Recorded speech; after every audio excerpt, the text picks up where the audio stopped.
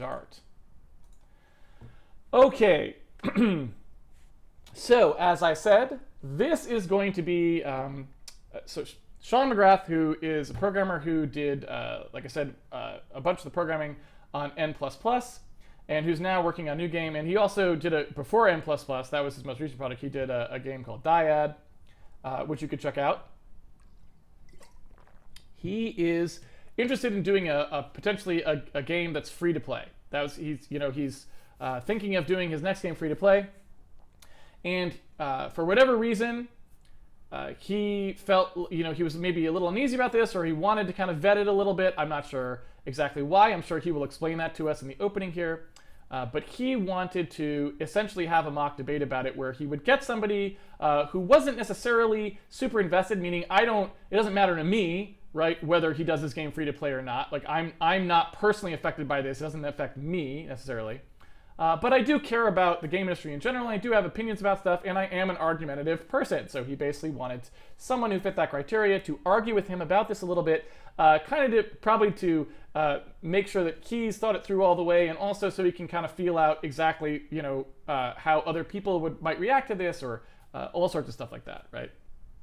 So that's what we're going to be doing now. And of course, that involves us having to do some Skype setup here. So please bear with us for a few moments while we try to get this stuff set up. I'm sure it will be a little bit of an adventure, but hopefully we will be able to make it work. So I'm going to go ahead and start that process here, and hopefully we can, like I said, make this happen without too much pain. But again, anything that involves free to play it's a thing, right? All right, so let's go here. Let me get this set up so we can talk to Shawn. We will not have much of a debate if I cannot talk to Shawn. That much is clear. Let's see here. And set this up.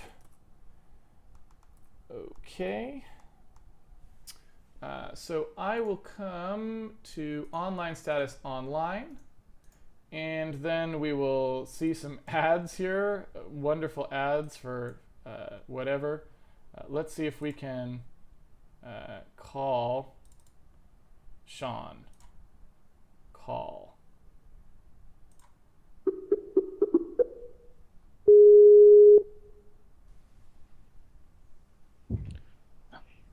Hello? Shawn, Howdy. how's it going? It was very interesting because I was watching Handmade Hero and there's a stream delay, so you were setting it up while calling me. It was very confusing for a moment. It's freaky. That's just how it goes. Yeah, it's very, very terrifying. So I guess the first question here is, we have no webcam for you. Is that Well, expected? oh shit. Oh crap, can I swear? Yes, you can if you would like to, I suppose, but I mean, I'll try not to, but yeah, it depends happens. who the audience for the stream's going to be for. All right, I'll do my best. Sorry. Okay. Oh wait, do we have a webcam now? We should. Perfect. There Does you it? are. Oh, okay, cool. All I right. guess I'm going to set up my stream, but I can just go. It's fine. Okay. So I'm now, well, you can't really go yet because now we have to check with the chat that any of this stuff works. Oh, it doesn't, of course. All right. So those of you who are on the Handmade Hero chat, who I am looking at now, can somebody tell me what can you tell me what you see? Like, do you see Shawn? Can you hear Shawn? Right? What's going on, I guess is what I would say. And the other thing I'll do is I'll maybe make myself a little bit bigger here as well. Let's see here. How do I make myself a Holy little shit, bit, look how big I am. Oh my a god, little this is bit more disastrous. diminutive? Position size. There's got to be. There it is. Edit scene. Alright. I don't even know what I'm looking at here. All right, webcam. I should zoom in and not show the mess in my room. I don't even know. This is just a disaster. All right. It's working, like, sort of. Can I duplicate this? Add. god. All right. I just want to add. I want to like add or duplicate one of these things so I can have. I guess I can add arrow. So let me see if I can add a global source of arrow. No, I can't. There's monitor. Add global source webcam. Oh, you won't be able to. There we go. What? I did it. Huh? That didn't work for There me. you go. Perfect, right? Okay, people on the stream. How are we at? Can we start this or not? Can we hear Shawn? Can we hear me? Can you see both of us? People who are watching on Handmade Hero.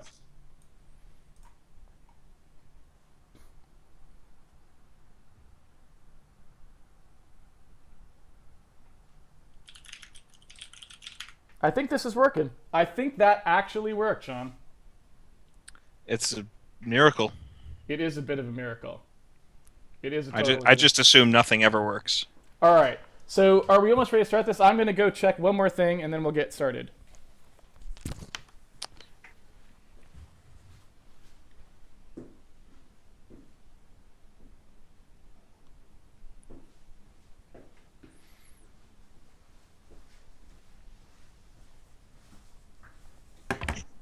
All right.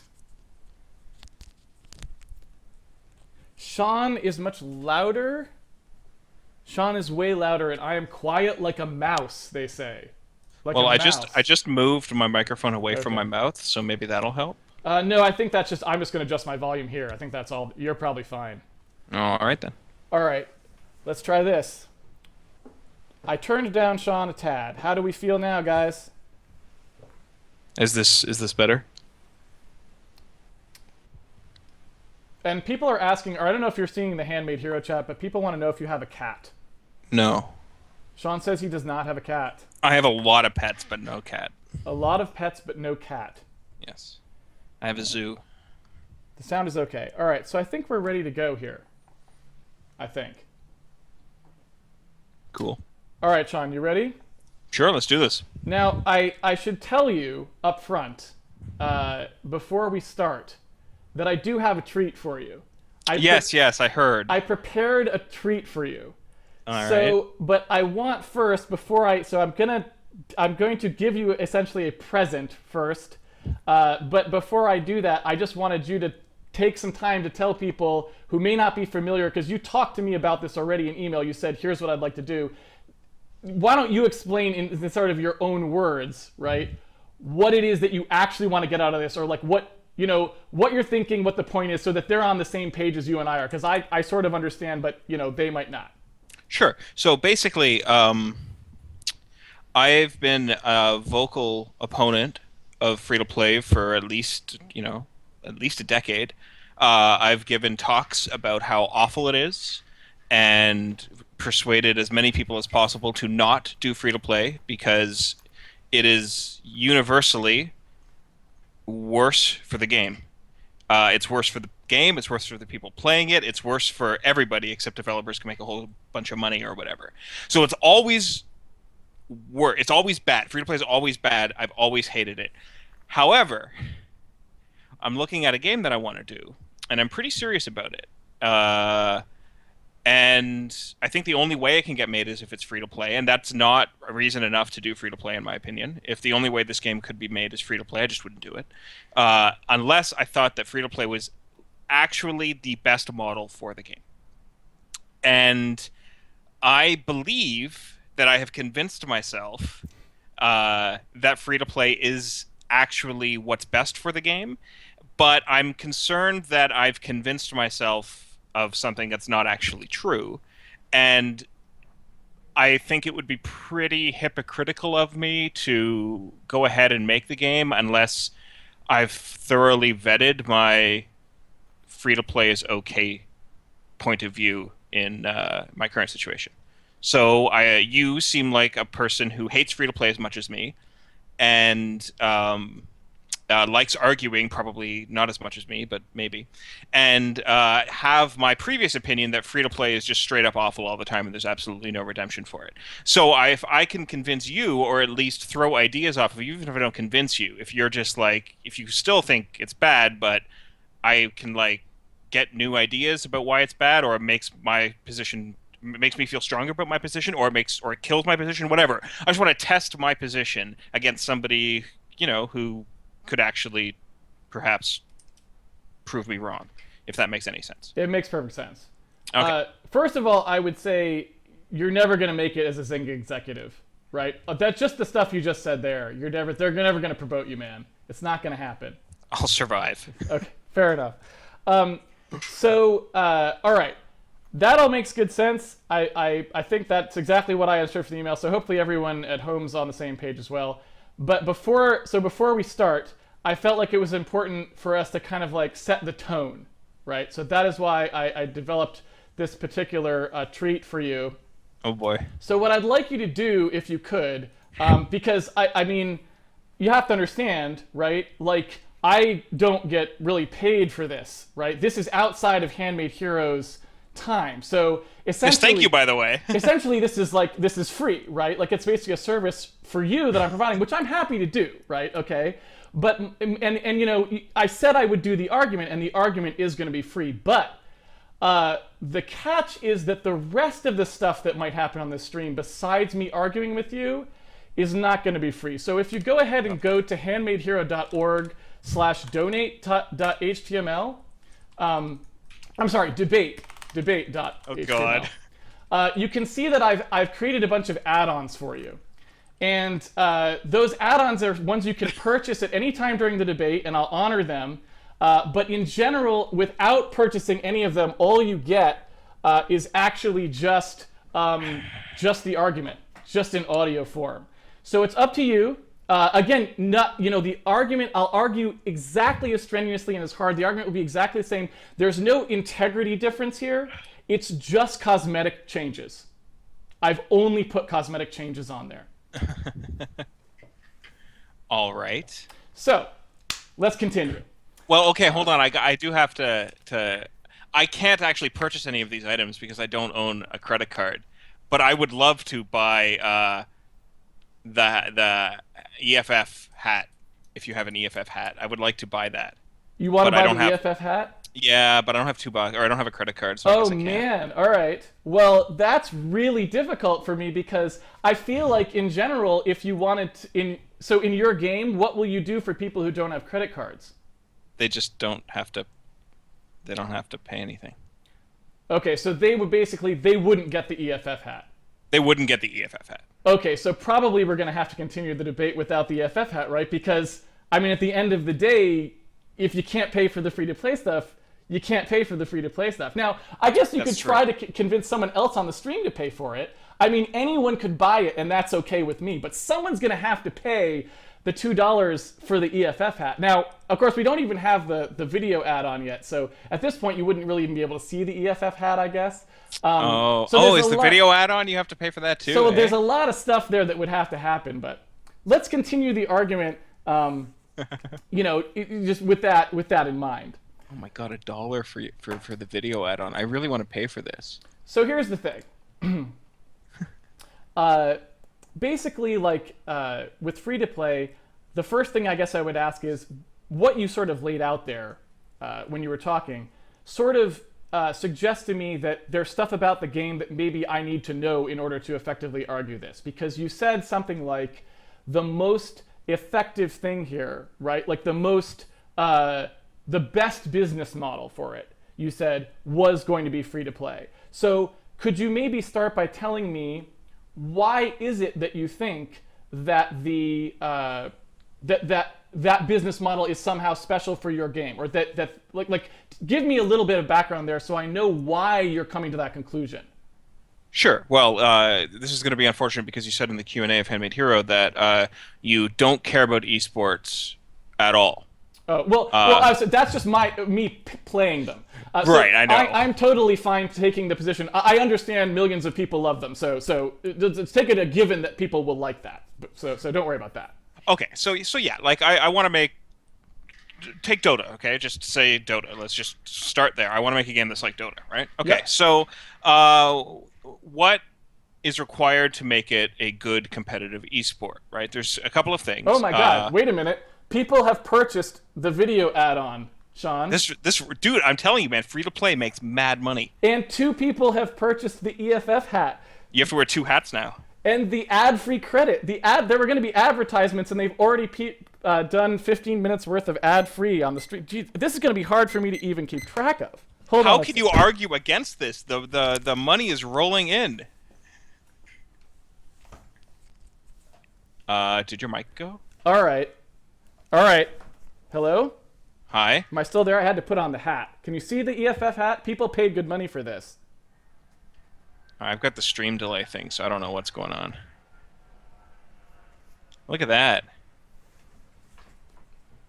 Do you have one of those stickers that say, I do not consent to the search of this device? I don't. With the EFF logo? You should get one. I don't. And I also guess at this point, if people want me to turn on the light, there's also the global illumination add-on that they can buy. I just want to remind them of that. So anyway, I just want to say that on my end, I'm offering all of this for free. This is all the basics. this is all the basic package. Wow, man, Yeah. you're not going to last long on this. Okay, but so continue. Okay, so basically, okay, so there's two sort of main factors with trying to make a game that's competitively viable that has the depth and the breadth of Dota, right? The first one is obviously a lot of people need to play it, right? Like the people who, you can go back and you can look at. I've been an esport fan for a very, very long time, and it stretches back to Brood War when it was only in Korea, and you can look at Brood War in Korea and how the strategies developed over time. Blizzard didn't do patches for 6 years, I think, Okay. and none of the units that Blizzard had designed were used in the way in which they had designed them. Right. What happened is the game was played by hundreds of thousands, millions of people in Korea primarily, and strategies developed and things like that. So the only way that the game actually got competitively viable and competitively deep was through a lot of people playing it. Okay. So you need a lot of people to play it, right? Okay. So therefore, the more people playing it, the better the game is going to get because you have more data to analyze and you can balance things better, right? Okay. So free to play gets a lot of people playing it. Okay, so that's one thing. The second thing is, in order to, now this goes against Brood War, but I think times are different now. In order to sort of foster an online community and remain competitive and host tournaments and get people together to have stats, to have a hosted dedicated server, all that fun stuff that everyone likes, matchmaking and all that crap, you have ongoing expenses, right?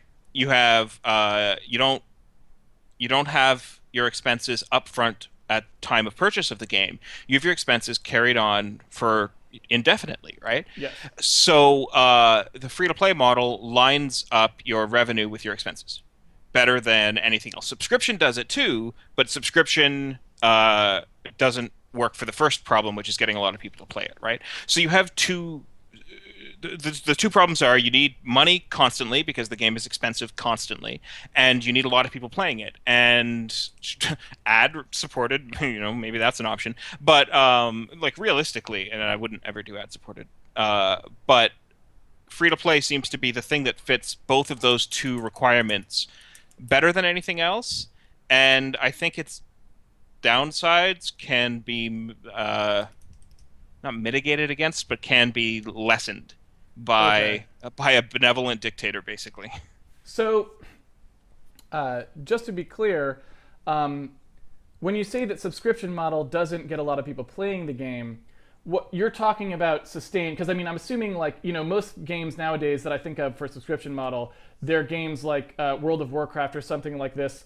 In the earlier before they went, I think they're somewhat half free now or something like that. But in the early days, you would get a month free or something like that. So you did start out, you could have arbitrarily many people playing for a month, right? But then presumably after that they would winnow away or something like this, right? Yeah, and I don't even know, because there's not a lot of subscription-based games that are coming out now, so I have absolutely no idea if that's even viable at all now, right? Like, there's no data in the last couple of years of subscription-based games coming out and doing okay. Everything's been moving to free to play. Okay. So I guess let's take a look at that specific aspect then. Because, like you said, you were somebody who previously didn't agree with free-to-play as a model, right? I Just in still think general? that every free to play as is awful and Okay. unacceptable. I don't think anyone is doing it. There's a gradient of people doing it really really poorly and people doing it slightly less evilly. But I don't think anyone doing it now is doing it like to meet my what I would call my minimal ethical standards for it. But that doesn't mean that that doesn't exist. Okay, so I guess maybe before I go any further on that topic then, and also I should say that people have purchased all of the hat add-ons for me now, so I kind of feel like I should probably switch hats periodically, so don't be alarmed when I do that. Wear them Because all at once. Yeah, well, I feel like people want to see individual hats. So someone purchased the pig hat and also the luxurious deluxe top hat, so that'll be coming out later as well. Okay, so I guess if we're going to talk about that one part, then again, that's information that I don't quite have yet, which is what is it that you are saying is like this ethical, like what are you going to be doing that you feel makes this more ethical than say what Valve is doing with Dota or something like this? Okay, so Valve is probably the closest. Okay, so they're you would call them as far down on the ethics, like as far down on, or as far up on the ethical, however you want to call it, as close to good on the ethical scale as exists at the moment That I'm aware that of. you are Yes, I aware mean, of. Okay. yes. And I actually have done quite a bit of research into this. Okay. What Valve does wrong is they spend all of their development budget on cosmetics. I don't know. I think there's 27 people working on Dota, last I heard, and I don't know how those people's time are allocated. But based on what Valve, sorry, it's really distracting seeing you with the pig hat on with stream delay, so I have to minimize that. Sorry. Um, so what Valve, I think they have 27 people working on Dota. That's the last I heard. I don't know if that's true or not anymore. But the majority of their money seems to go into cosmetics, right? Producing cosmetics. Based on what they actually release, most of their work seems to be cosmetics. And another interesting thing is player content tools. So you can go make a cosmetic for Dota and then sell it on the Valve store. Right, they've got Or like on the Steam Workshop stuff and all that, right? Right, but they release like their 3D editing, like their animation editing tools. They release their particle system tools, their whole pipeline for importing and creating cosmetics. They've released all of that, right? And they put a lot of effort into it because they're not like I've tried them. They're not like developer tools. Like they're actually their UIs They're are more actually end like user focused, yeah. yeah, exactly. So they seem to be putting effort into that and cosmetic items. They're putting very little effort into uh, very little resources relative to the rest of the development budget, or relative to their income is more like it, right? To actually improving the game for everybody. And that's where I think that's where I have an issue with Valve's ethics. I mean, clearly they're doing like they're not bad because all their stuff is free. Like you can play the entirety of the game for free. It's only cosmetics, blah blah blah. All that's good, but their development resources I don't think are I don't think they're putting enough development resources into making the game better. Like there's still two heroes from Dota 1 that have not been ported to Dota 2 for like 6 years now, or TI 5 years now. How is that possible? Like it's not that hard.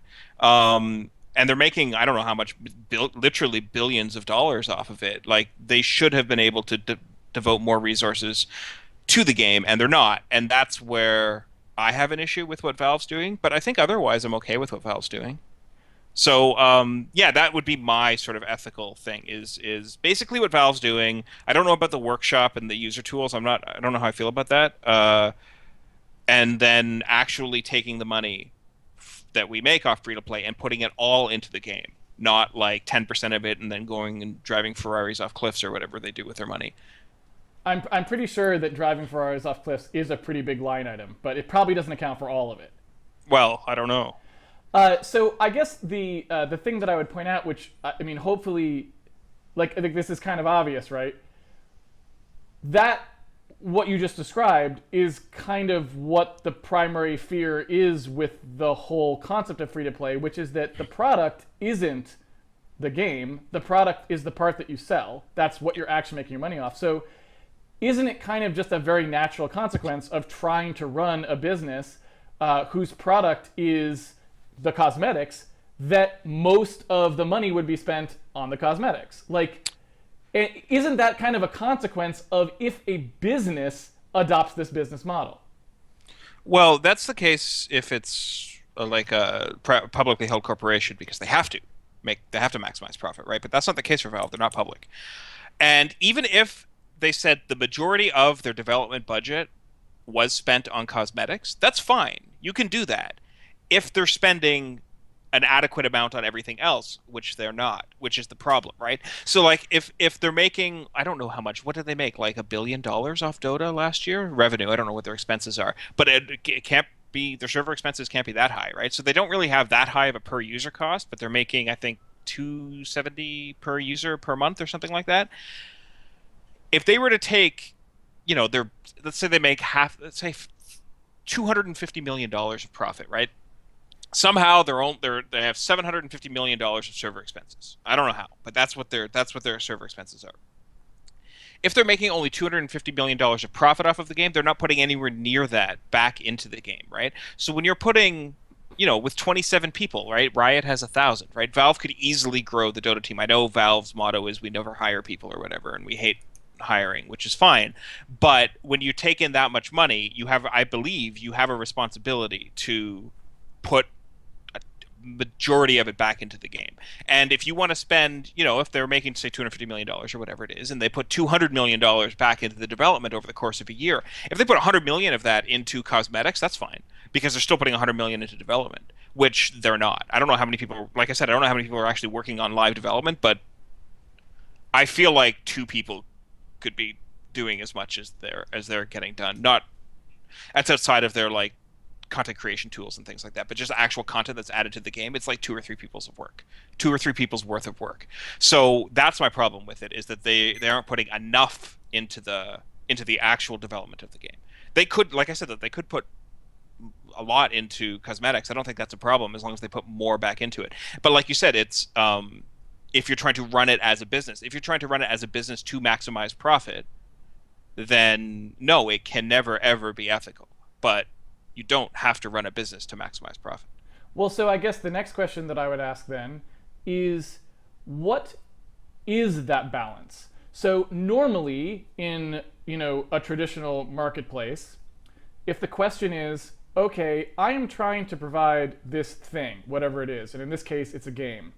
Normally what we do is we say, well, I want to know how much money I should put towards the development of the game. So I set a price for the game, like a subscription fee or whatever it is, and then I know everyone who pays that subscription fee is trying to pay me to develop more of this game. That's really obvious, like, what that means. But in the model that you're sort of advocating, it's sort of a like developer honor system, I guess you might call it. You're basically saying, well, we're going to have the product not be that thing, meaning nobody pays for the development of the game. The development of the game is just supposed to happen, right? What you pay for is a bunch of cosmetic items, but we don't expect you to spend all your time developing the cosmetic items. We expect you, in order to be an ethical developer, to set some percentage of that diversion. So how are you seeing that as a model? Who sets that percentage? Do you set that percentage? As a developer, are you making that percentage up? Like, how is that economic system working? Well, it doesn't work because I don't think anyone does this. I'm saying in your game that you're advocating it's going to work. Yeah, well, I mean, if a certain amount of money gets made, then yes, of course it will work because there's enough money to throw at the problem, and then the problem goes away. But well, no, even that. I'm not even talking about the problem goes away. I'm like saying we have a decision. We could hire another artist to make cosmetic items, or we can hire another programmer to work on gameplay code or something, right? Right. Which one of those 2 people do we hire? How is that decision getting made? Yeah, like that's actually the root of the problem, right? I don't know how you actually make that decision. I think you'd have to make that decision. I think you'd have to be somewhat transparent about it, and just be like, look, this is how much, if we're open about it, we say, look, this is how much money we're spending on development of the game. This is how much money we're spending on development of cosmetics. And this is how much money we're making. I don't think we would talk about that. But maybe we could be public with, here's the percentage that goes into development of cosmetics, and here's the percentage that goes into development of the game. And if we're transparent about that, does that alleviate that concern? Well, I guess I don't know if it alleviates the concern or not. It's simply more something to think about in terms of if you believe that this sort of a model was something that you're saying is okay in general to adopt. Because presumably you're not. I mean, maybe you are making this argument, but I don't know. But presumably you're not making the argument that you are the one company that is ever allowed to ethically adopt this model. Presumably, Well, you're I saying, sort of am. okay. Okay, so what you're saying is that if I wanted to make a game using No, this you're allowed model, to. You're allowed to. okay. So there are two people. There are two people allowed to do it. Basically. Okay, in all seriousness, are you really saying that? No. Well, no, but there are very few people whom I would even trust with what I'm asking people to trust me with, if that makes any sense. And I didn't, and the trust thing is an issue, and I do hope that we can come up with a way to be transparent enough that the trust isn't there as an issue. But yeah, no, I do think that it puts too much power into the developer to make arbitrary decisions about where to spend people's money to make the game better, right? Like, if the decision is entirely up to the developer and it's in a black box and a closed room and no one knows about it, right? Like, that's a problem, period, no matter who's in charge. And I don't know how you sort of solve that other than with trusting the developer. And like you were asking, am I advocating that I'm the only one who can do it? I don't know who else I would trust with it, to be completely honest. So perhaps in like some weird way, I am saying that. But yeah, I don't know. I don't know what to do about this other than hope that transparency sort of solves it. Well, I think that there's a real problem there, right? Because I mean, essentially what you're saying, if that is what it all boils down to, essentially what you're saying is this is not a good idea, but don't worry because I'm a good person. So the fact that it's not a good idea is not going to affect me. Meaning, No, all I'm not of the saying that. incentives that are there that are to drive development in different directions than they should be driven, I'm not going to fall prey to them because I'm me. Well, Right? no, I mean, like, that's like the funny way of phrasing it. But like, no matter what you do, there's downsides, right? Like, no matter what business model you choose to run, there are positives and negatives to it, right?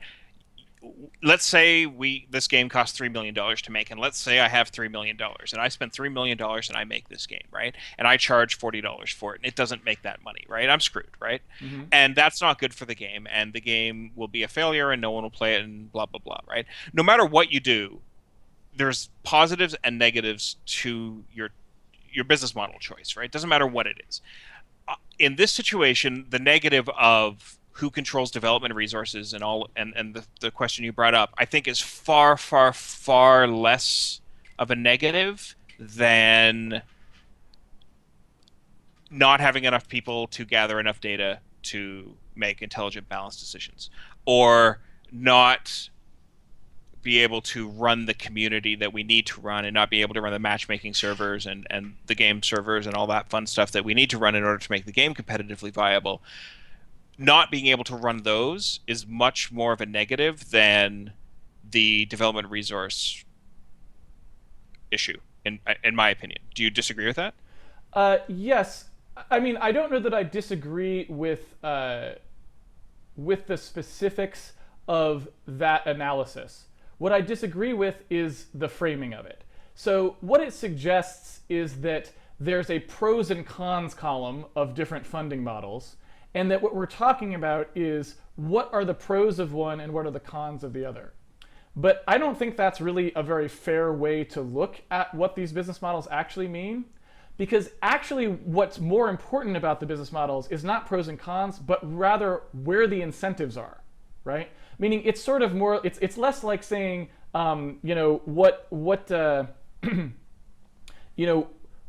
there's a risk here and there's a benefit there. It's more saying, okay, normally if you sell a game, your incentive is to make the game good as a whole, right? Okay. There's no other incentives there. right? The only incentive is to convince people that this is a good game and that they should buy it. There's no smaller, there's no more fine-grained incentive than that. That's your goal. The game is the product. If you make it good, then it is a good product that people might want, right? If you don't, it isn't. That's very straightforward, right? In the case that you're sort of advocating with the free-to-play, then it's about what the incentives are for the developer. You are not incentivized as a developer, economically speaking, to make the game better. You're incentivized to make a game where people will purchase add-ons. That's what you're incentivized to do, just straight up. Because you could make the best game that anyone's ever had, but if it doesn't run in a way that encourages add-ons, you will never make the money you need to do any of the things you're talking about. So it's less about what the pros and cons are, and more about what you as a developer must think about day to day in order to survive. The first thing in your head has to be, how do I monetize this game? Rather than, how do I make this game great? How do I make this game great is only a tangential step to the process of getting someone to click on the I want to buy a hat. Does that make sense? That makes sense. There's two things here. And while you're answering that, I'm going to switch hats from the pig to the top hat because someone bought that as well. All right then. I want to know how much money you make off this, by the way. I'm going to do something with it at Handmade Con. All of the money that comes from it, I'll I wanted to force you to have to buy these things. So the stream I shouldn't have announced the URL. That was my mistake. But okay. I would have bought them. Sorry. All right. That's how anti everything I am. I don't even have a credit card. That's impressive, man. Or a cell phone. That's impressive. So anyways, okay, so there's yes, what you just said is completely true, right? The first, why do you think we're looking at Granny? Because we have to do attachment points and skinning around attachment points and things like that, and that's just going to be you gotta put the hats on, man. That's like a mess to program, right? Like that's going to be 2 months of work or something, right? Just to get all that right and get a pipeline for exporting and then attachment points and skinning meshes on fuck that shit. Sorry, I can't swear. It's okay. That I didn't want to do that. That's why we're looking at Granny, right? Because of free to play, right? So yes, you're absolutely right. That's something that we have to consider at all times. If I may interject just one pro tip, and I learned this from many years of working on that product, try to watch your phrasing because you end up saying things like, that's why we're looking at Granny. And it just sounds bad out of context. I've done a lot of things like, oh man, I've been doing Granny for 5 years, or all these things. You just want to make sure that you just kind of say it was a mistake. I admit that. We should have named the product something that doesn't have those accidents in it. Anyway, continue. Did you choose the name? We chose the name together, I guess. All right, well, yeah. I like it. Okay, so the other issue I think is kind of naive from your point of view, right? It's not true that when you make a game that all you care about is making a really good game to sell it. That's just flat out, just demonstrably not true, right? Look at development budgets versus marketing budgets of games, right? Marketing budget of Halo is more than the development budget, right? Marketing budget of Madden or whatever is more than the development budget, right? So that's not true. And well, what's not true? That the only thing you're concerned about with the create a product and sell it model is that all you're concerned about is quality. You're not concerned about anything else. But no, I'm talking about the developer. The marketing budget's the same in any case. You're going to have all those same things are true about marketing on your end, meaning you still have to market the game. So we're talking about the person developing the actual game. Right, but the free-to-play part of it could just be considered, a marketing thing, right? It could be we're making the game irrespective. We're making the game completely in isolation of the free-to-play and marketing stuff, and the free-to-play marketing stuff is done on its own with a separate budget, and that's a marketing side, right? That's different from the actual game. Now, there's crossover, of course, with, I said... I would also disagree with that categorization, right? Because they are fundamentally different. In one case, you were talking about trying to raise the awareness of or convince people that they want to purchase this game that you have made, right? Yes. In the other case, you actually have to have the game itself be something that has these things in it and that encourages you to purchase them, because otherwise you won't, right? No, yeah, okay, but... They're fundamentally different things. One is about marketing a thing that you made. The other is making a thing that has this separate commercial product inside of it. And they're not, I don't think you can analogize them in as straightforward of a fashion as you did. Okay, that's fair. That's true. On the flip side, though, even the products themselves are different, right? Because this isn't like a product that you could put in a box and ship, and then me as the developer would walk away from, right? Like with Dyad or whatever, right? I ship the game and I'm done, right? Save a bug patch, which I never actually had to do one for Dyad. It was bug free. So, I was just done, right? So I shouldn't be getting any more money for that, and I shouldn't be worrying about it because I'm done. With this game, it's not done, right? When it comes out, even if it came out after $3 million or whatever amount of development budget to get like a finished product out, the game's still not done. Ever. It's potentially never done, right? Because there's always balances, there's always new things to add, there's always new game modes, there's tons of crap. Like I've been thinking about this game for 6 years, right? I have like binders full of notes about things that I want to try, and this is an ongoing thing. So having a payment model that matches the ongoingness of the design and development of the game, I think that actually is more ethical, because now I'm encouraged to, or incentivized. How so? It doesn't match the model of the game because the things that people are paying for aren't in the binders. Okay, but if it incentivizes you to spend time not implementing the binders because they can't buy the stuff that's in the binders. Stuff in the binders is the game that you got to do for free. Well, it's not. Well, yes, that is that is a very black and white, I think, way of looking at it, right? You say all you're doing is developing. All you care about is, or all that matters for making money is the cosmetics, right? And that's just not true. Like if the game isn't good, although this statement, I can say there's evidence that it's not true. But except for the case of League of Legends, the game has to be good. It has to continuously improve. It has to get better. It has to actually be a good game. Money needs to be spent on the development of the game. Otherwise, people notice that you're only doing cosmetics, and people lose interest, right? And it's not. And these are like literally only cosmetics. Right. There's no play to win or anything like that. So there's no incentive to. We can't make the game not better. We have to continuously make the game better. So I don't think that separating them in such a black and white way is fair. I think it's actually, I wouldn't even call it just fair. I would almost say that what you just said is exactly the point that I'm trying to make. The way you described it was exactly encapsulated what I feel is so detrimental about the business model, right?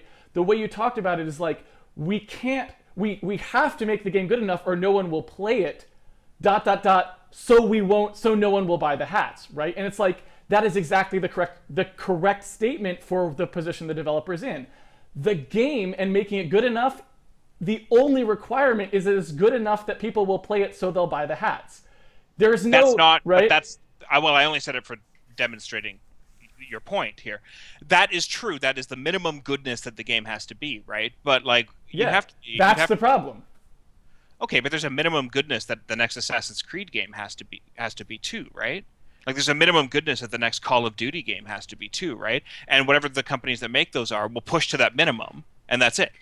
How is that any different? Well, I don't think that's actually true with those games, right? If they make a much better game, or at least the theory is, if you make a much better game, especially as an independent developer, when you're talking about triple A with extra A's on the end of it or whatever, then again, kind of who knows, because maybe it's goes into the realm of like pop culture and marketing and at that point or whatever. But for an indie studio at least, if you make a much better game, presumably a lot more people are talking about it, a lot more people are playing it, that sort of thing.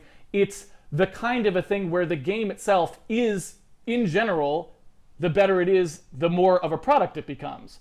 Whereas instead, if you just talk about a situation where it's like, well, we make money on this separate part of the game that isn't the game because nobody paid for the game, then really we have a different curve that we're shooting for. It doesn't even necessarily matter how many people play the game. What matters is if the people who spend a lot of money on add-ons play the game. We don't even care if good players play this game. It could all be bad players that play this game. We don't even care if it's balanced, because balance won't necessarily affect it, right? We don't even know, and it doesn't matter, all of those things. They are only relevant to our survival insofar as they might prevent people from participating in the secondary economy. Whereas none of those things would generally be true for a different type of game. For a different type of game, it's just the product. There's no whaleness to it. There's no concept that certain players are more valuable for us to have than others. None of that is true, right? So I don't see how you're getting there. I don't see her getting there with that.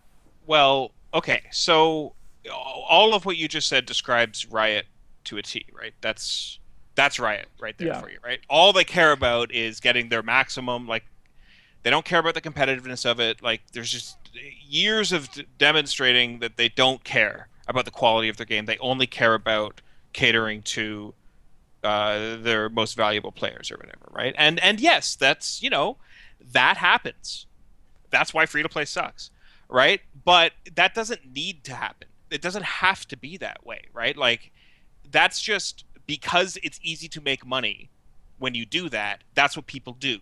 But it doesn't have to be that way, right? Like, Valve does a pretty reasonable job of not doing that. They do some stuff with rewards at the end of a game and randomized boxes and all that fun stuff that they do. That stuff is questionable, but for the most part, the way in which they balance the game, at least the way in which the game design ideas are applied, too slowly in my opinion, but the way in which the game ideas are applied, like Ice Frog's balances, and whenever they remodel a hero, they do a really good job with it. Like, everything is, the voice acting is incredible, and that's all free or whatever. They're putting the money into actually making the game better. And I think that if you look at relative player rates, relative player base increases or decreases, and you look at Dota versus League of Legends, the graphs are like in a complete opposite direction, right? Dota's gaining players at the relative rate that League is losing players. So I think that the quality of the game is what actually does matter. You're saying it has absolutely no bearing on anything. The only thing that matters is the quality of the things that you sell, or the way in which you construct your Skinner box to get people to buy things, right? And I don't think that's true. It doesn't have to be true. It might be true in most examples, but I don't think it has to be true. I think you can make the game and continue to make it better with the money that you're making off the free-to-play things. Spend a good chunk of your money on actually improving the game versus spending it on hats. I don't see why you can't do that. Well, it's not really that you can't do something, right? Because most things that are a bad idea, or most things that are generally unethical, like if you're talking about a process, a virtuous and divine being who comes down and wants to do them in a way that isn't evil could, right? Like, you can be a stockbroker who isn't evil. It's just the system is not set up to reward that. So as a result, that is not who stays in business, right? The people who participate in business models which are inherently rewarding of devious behavior or manipulative behavior, the people who tend to survive are the ones who engage in that behavior, right? That's just the nature of incentives. They are creating a feedback function which makes it more likely that bad behavior is reinforced, right? That's what that means. That's true. That is right? certainly true. So that, again, that's why I think it gets back to what we started this with, which is, it sounds like what you're saying is, yes, the business model has all of the problems that we're talking about, but the reason you don't have to worry about it is because I, Shawn McGrath, am a good enough person that that's not going to happen to me, right? Okay, so there's two things here. We're talking about incentives. I want to get back to incentives in a second. Okay. But the Shawn McGrath, being benevolent dictator or whatever. Yes. Now, I would like It's a Plato sort of the classic Plato thing. Dictators are great if you have the exact right one. Yes, exactly. So I'm willing to hear any ideas to minimize my power in this relationship that I would be bringing on with people who might buy a hat in my game, right? I want to not be a benevolent dictator. I would much rather be in a situation where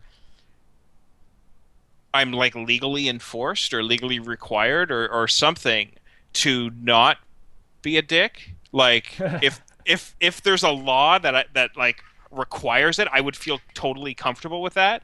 And I don't actually have an answer to that. I don't know what I can do to like alleviate that concern. But what I am getting at though is that in this situation, because of my goals for the game, which are to make it a highly competitive, high quality, Dota level quality, much more competitively viable than even Dota game, free to play fits that better than anything else. And yes, it has downsides, and yes, those downsides can potentially be crazy evil. But what can you do? But you were talking about, by the way, what can you do isn't rhetorical. What can you do if you can give me ideas and suggestions, or if anybody has any ideas or suggestions to what I can do to sort of shift the balance of power away from, a benevolent dictator to people, I would love to hear it because I'm certainly would like to do that, right? Like this isn't a scam to make a whole bunch of money. This is like, I literally think free to play is the best possible option for this game because you were talking about incentives before, right? And I was saying that the development cost is an ongoing thing, right? I'm incentivized to continue to work on the game and continue to make it better. Now, whether or not you think that the incentive is more towards making hats or more towards making a better game, it can't be argued that there is at least something to making a better game, where after a game that's been released, that's been sold with a sticker price, there's no more incentive to work on the game ever, right? We could shut the servers down next week. Release the game, shut the servers down, right? That would actually be the most economically viable thing to do. That's what I would be incentivized to do, right? Make the game, sell as much as possible, shut the servers down as soon as possible. That would be the best way to make money off of a game where you just buy it at the start. So, well, not really if you assume that people buy it over time, but either way, like, shut it down as soon as possible, right? Well, yeah. After I guess when you perceive there to be no more, you aren't really gaining any more users, I guess. Then you would say, okay, we'll finish. But yeah. So I guess what I would say though there is what you're saying when you're saying like, if there's some law or if there's something.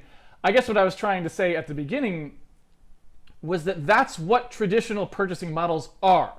Traditional purchasing models are the best thing that we've found for ensuring that what you sell is the thing you are incentivized to make. That's what that is. It's because we don't know how to create a law that says, if we're paying generally money for this thing, please do a good job shepherding it. We don't know of a better way to do that, right? If we did, we should replace capitalism in general with that concept because, man, that would be better, right? Yeah. So capitalism is just the only way we've actually found the concept that there's a product with some profit margin built in, and you look to see what you might want to spend your money on, and you buy that thing. That is what we figured out. That is that law.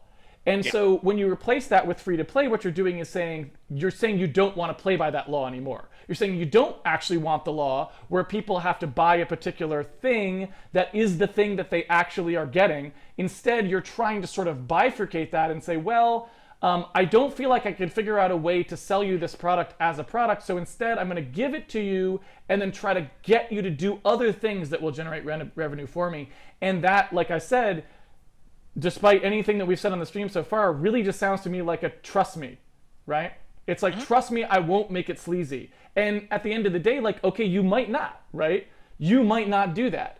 But that doesn't really change any arguments fundamentally about the business model. The business model itself still has none of that protection for the consumer built into it. Whereas, say, even a model that was more like every 4 months we sell the update to this thing, which is the new game set that people buy or something, or a subscription model where you pay a small amount, $1 a month or something like this, would have that built in, because now you're just incentivized to give people a good overall experience, and there is no need to create things where they're incentivized to shop, to buy hats, to do whatever, which, if you're fantastically lucky and maybe it's just you and 5 guys or whatever, hey, you hit it hits big and you never have to worry, so you're not incentivized to make bad decisions all that much, and you're a good guy, so it goes great or whatever. But think about the other case where it's on the line and you don't know if you're going to make payroll next month, and you can do this giant hat promotion or whatever, right? It's like, it's just not set up to incentivize good behavior.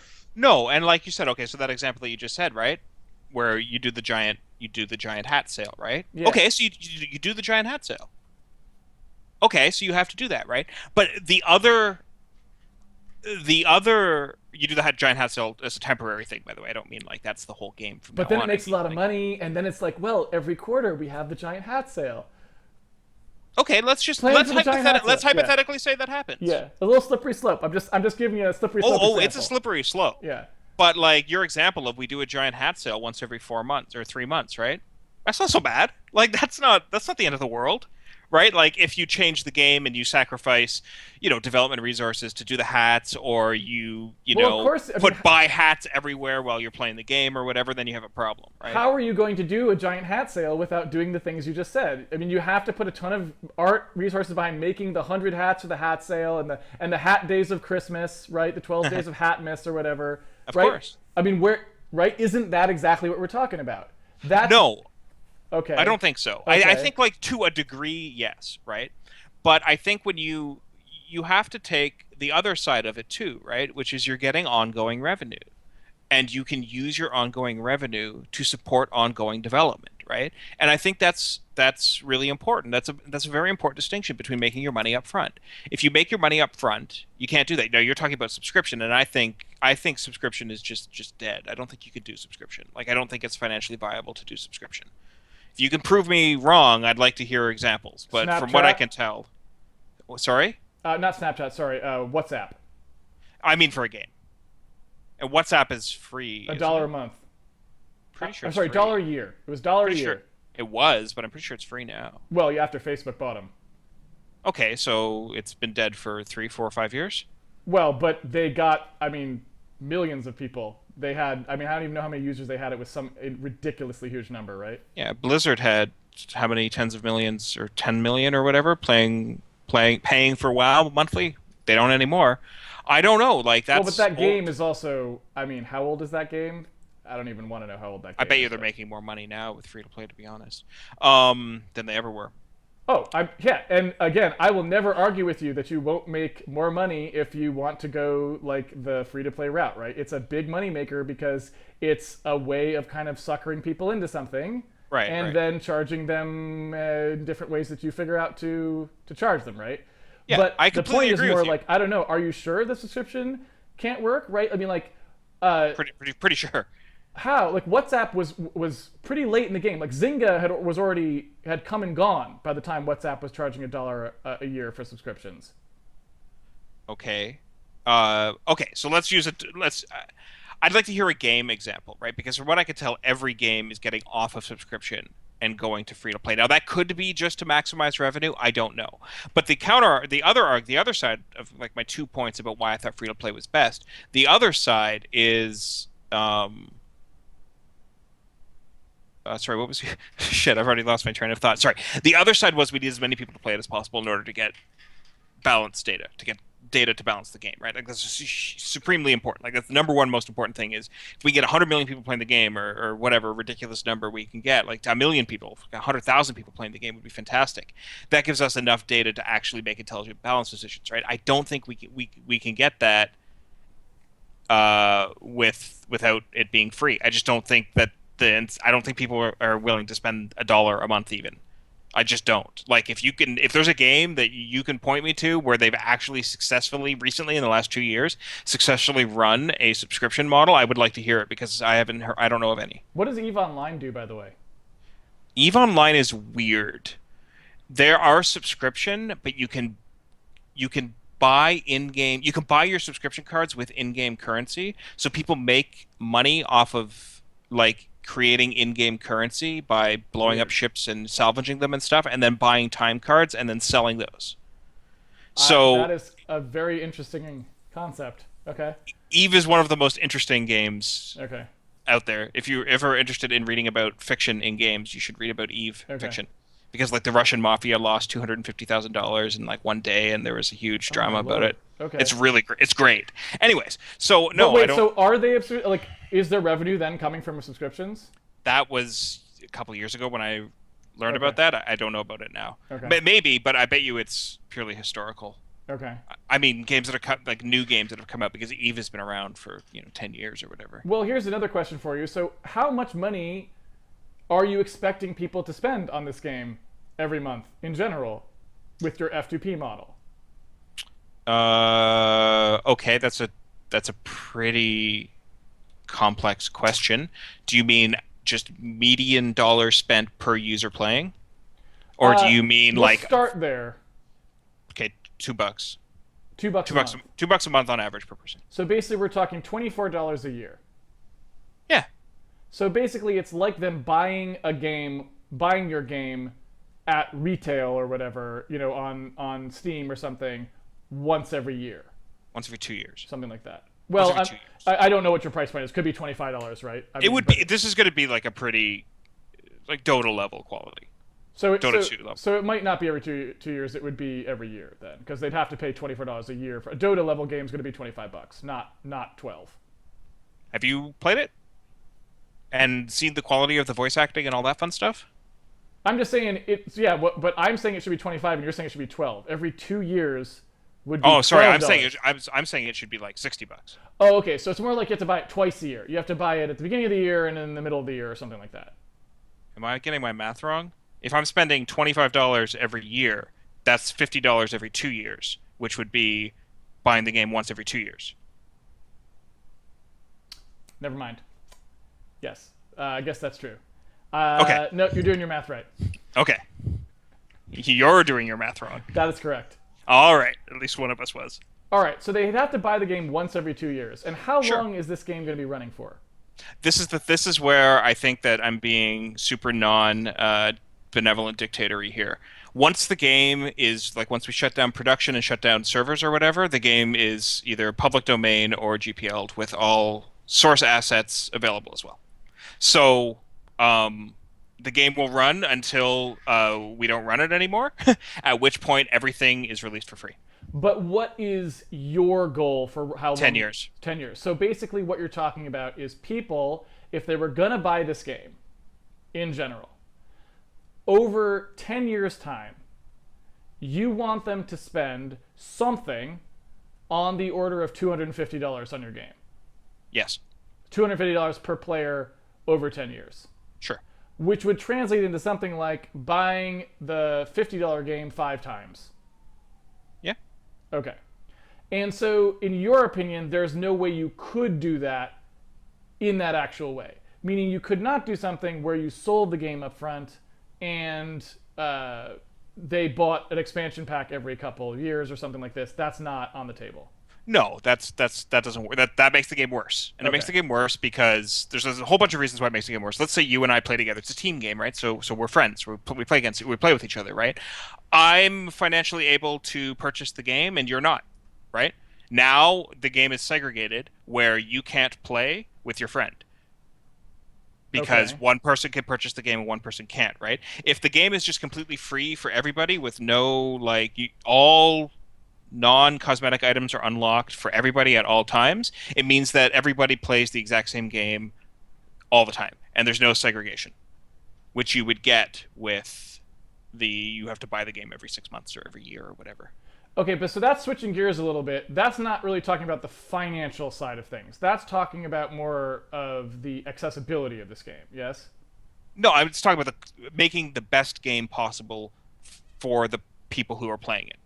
Point of view. Like if we're talking about, my argument is that in this particular situation, doing free to play is the best option for the people who are playing. And I don't. Maybe that's where I'm coming from. Right. Okay. I'm just saying, put that part of it aside for 1 second. I was trying to just finish off our discussion on the actual payment model. Is there a problem with selling the game that way if you factored out the social aspect that you were starting to bring into it there, where you want everyone to be able to access the game?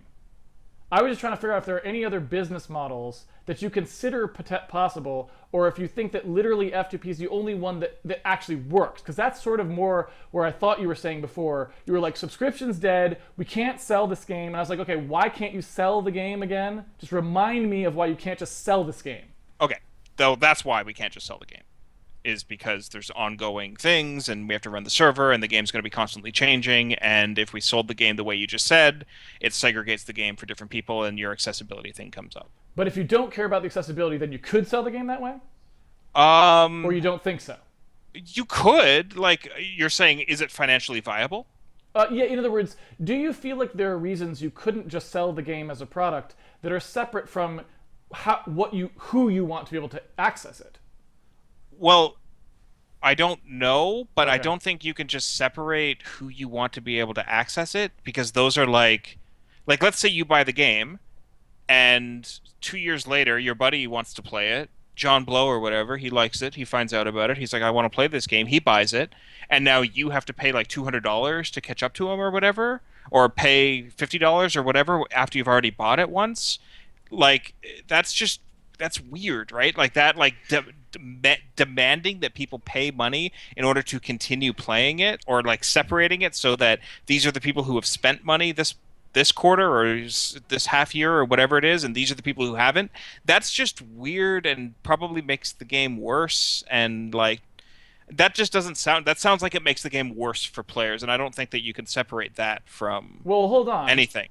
I mean, keep in mind though that it's all the same amount of money, right? That we're talking about here. So somebody had to still pay $250 worth of cosmetic hats or something to make it up in your other case, right? In other words, you can't just say like, oh, okay, well, it's weird to charge people for the game that they're actually playing because somehow now it's considered weird, I guess, for people to pay for the game that they're playing. But it's not considered weird that we're expecting the average player to spend $250 buying hats. Mm-hmm. That's what you just said, if I may. Okay. Let's go ahead and say that that's what I said.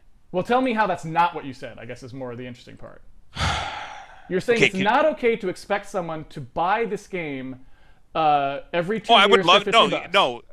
You totally could expect somebody to. I just don't think people are willing to spend it. No, you said it was weird to say. I think you it's said that, weird. You said. Yes, I think it's weird. I do think it's weird. And then it right? makes Like, the game worse. Those are the two things you said. yes, and I do think that's true. Take a look at StarCraft 2, for example, right? Mm-hmm. Not my favorite game.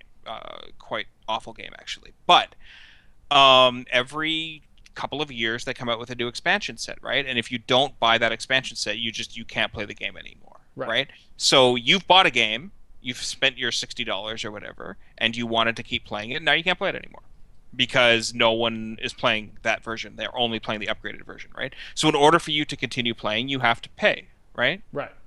Okay, so that is how that model works, right? Right. That's worse for the player, I think. Okay, why is that worse for the player? That basically means that if you don't want to play this game anymore, you don't pay the developers for the work that they did over the past 2 years, right? Mm-hmm. Why is that weird? What's so weird about that to you? Because there's a social pressure because it's a team game and it's a multiplayer game. There's a social pressure of playing with your friends, right? And if your friends are all paying $100 or whatever, they're that's almost forced upon you to continue playing the game. Where if it's free to play, you just don't, right? Like you just don't pay, and you can still play, right? Like but for every person who says that, right, somebody has to buy another $250 worth of hats to cover their non-hat buying. Yes, that's absolutely cost. true. And you don't think that's weird? I do think that's weird. Okay. But you think it's less weird? Yes. I think it's less. I think it's equally weird, maybe more weird, but Whoa. Okay. but its overall impact on the quality of the game for the average player, if we're concerned about the quality of the game experience for the average player playing, I think the free-to-play model delivers a better quality because you're just going to get more people playing. And the more people playing means the more competitively viable the game is. It means the more the less wait time there is when finding a match. All of these things, right? The more people that are playing, the better the game is, right? So if you say you have to pay, you're alienating people. Right? So that's just flat out true. And therefore the game quality is going to be suffering. Now, if you alienate people every 6 months or whatever, you're never going to get your player count is never going to go up. It's only going to continuously go down. And as your player count goes down, the quality of your game goes down. And that would mean that the method that you're saying of pay $50 every 2 years or whatever, you're getting a worse game the longer the game goes on. Okay, but is that actually true? Meaning that so from what you're sort of suggesting, right? If everything that you're saying was actually true, we should have expected League of Legends to be fantastic right now, right? Because Well, right. So why if this model is encouraging this and StarCraft should be a much worse game than League of Legends, right? it Or probably something. is. They're both equally bad. Okay, they're both equally bad. I haven't played either of them, so I have no idea. I played the original StarCraft, but I haven't played one since then. Okay. So I think you're actually talking about StarCraft 2, not StarCraft. I'm talking about 2. StarCraft 2. StarCraft 1 is a fantastic game. Okay. Uh, Yes. Okay. So StarCraft 2, I don't know. I don't think there is a significant quality difference between StarCraft 2. I mean, there's a quality difference between StarCraft 2 and League of Legends. StarCraft 2 is clearly a much higher. It's made by Blizzard. They know what they're doing, right? Yeah. Where Riot, I don't necessarily think they do. So I don't think that there is any correlation between either of these models and quality in the real world. okay, so you think they're As it actually exists. unrelated? I don't know. I don't know. I'm going to say Okay. yes, and if you come back with something where I'm clearly wrong, I'm fully willing to change my mind on this. But yes, for the moment, I'm going to say they're more or less unrelated. Okay. I'm So saying both models produce, for the most part, crap. bad situations, or have Everything in general, everything so- produces a bad situation for the most part. Okay. Well, I mean, I guess, like I said, it's to a certain extent. I think most of this is continuously keeps coming back to the fact that I don't realistically know how much argument there is to be had here, because even that statement, right, kind of just says you're almost saying the model is really, it's not even really an argument. It's because it's just like, trust me, I'm going to do something different than everyone else does anyway. So again, we're kind of back to the like, why is this an okay decision? It's an okay decision because I'm not going to mess it up, basically, right? No, yeah, well, yes, but not just that. Like, I actually think, and I think that it's, from what I've said, it's pretty truthful, I think, that free to play actually has the potential to produce, at least the way I want to do it, has the potential to produce a better gaming experience for the average player playing. And I don't think that's true of necessarily any existing free to play models, or any existing free to play implementations. But I certainly think that that's true for this case. Like, I actually think it will produce a better game, which is why I think it's a totally viable business model. Well, and you do realize that it does sound a little bit suspicious when you say something like, no existing free-to-play game has ever actually satisfied the criteria that I'm talking about, but I think this new one that I'm going to do won't have the problem. Whereas, on the other hand, we do have plenty of examples of people who sell their games who don't have this problem, right? You have plenty of examples of people who sell their games that have is similar, not obviously the same issue, but similar ethical issues, right? But I'm saying we have positive examples in one case, whereas the case you're talking about, we have no positive examples, is basically what you're saying. Okay, but that's not a reason to totally throw something away. It's not, but you have to understand, that's what you're basically saying. So you're saying, we have no evidence that this model works, but I'm still saying, trust me, I'm going to make it work. No, I think Dota 2 is better off being free to play. Okay. I think if Dota 2 charged money for the game, it would be a less good game. Okay. I'm not saying that they're doing it ethically, or like 100% ethically. I'm saying that business model makes that game better. Okay, so you think that, but again, just to get back to the FTP thing, so you're actually saying that you think Dota 2 is an example of a positive F2P game. Yes, I'm saying that, but I'm not saying that it meets what I would consider my minimum moral or minimum ethical standards or whatever. Okay, so you have minimum ethical standards, and you don't know of a free-to-play game that meets them. I don't know of a free-to-play game that meets them. That's true, and I do think that Dota 2 kind of comes close, and I think that Dota 2 is better off being free-to-play than not being free-to-play.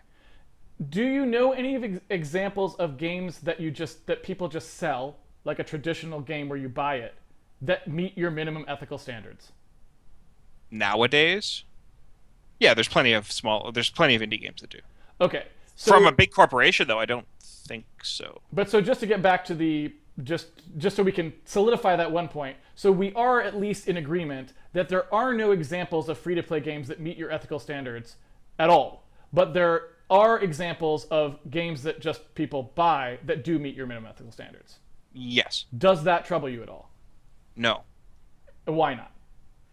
because none of the games that meet my minimal ethical standards are multiplayer esport type games that require maintenance, constant maintenance over time to keep the game good, and constant work on back end infrastructure and server and all that fun stuff, right? So none of the games have the expenses or the long term expenses and development costs of one of these games that you do buy and that I consider ethical. So there's a difference there between what the product actually is, right? No game that does what I'm saying with this long-term server stuff and long-term development stuff, no game that does that that's sold in a store is ethical in my opinion.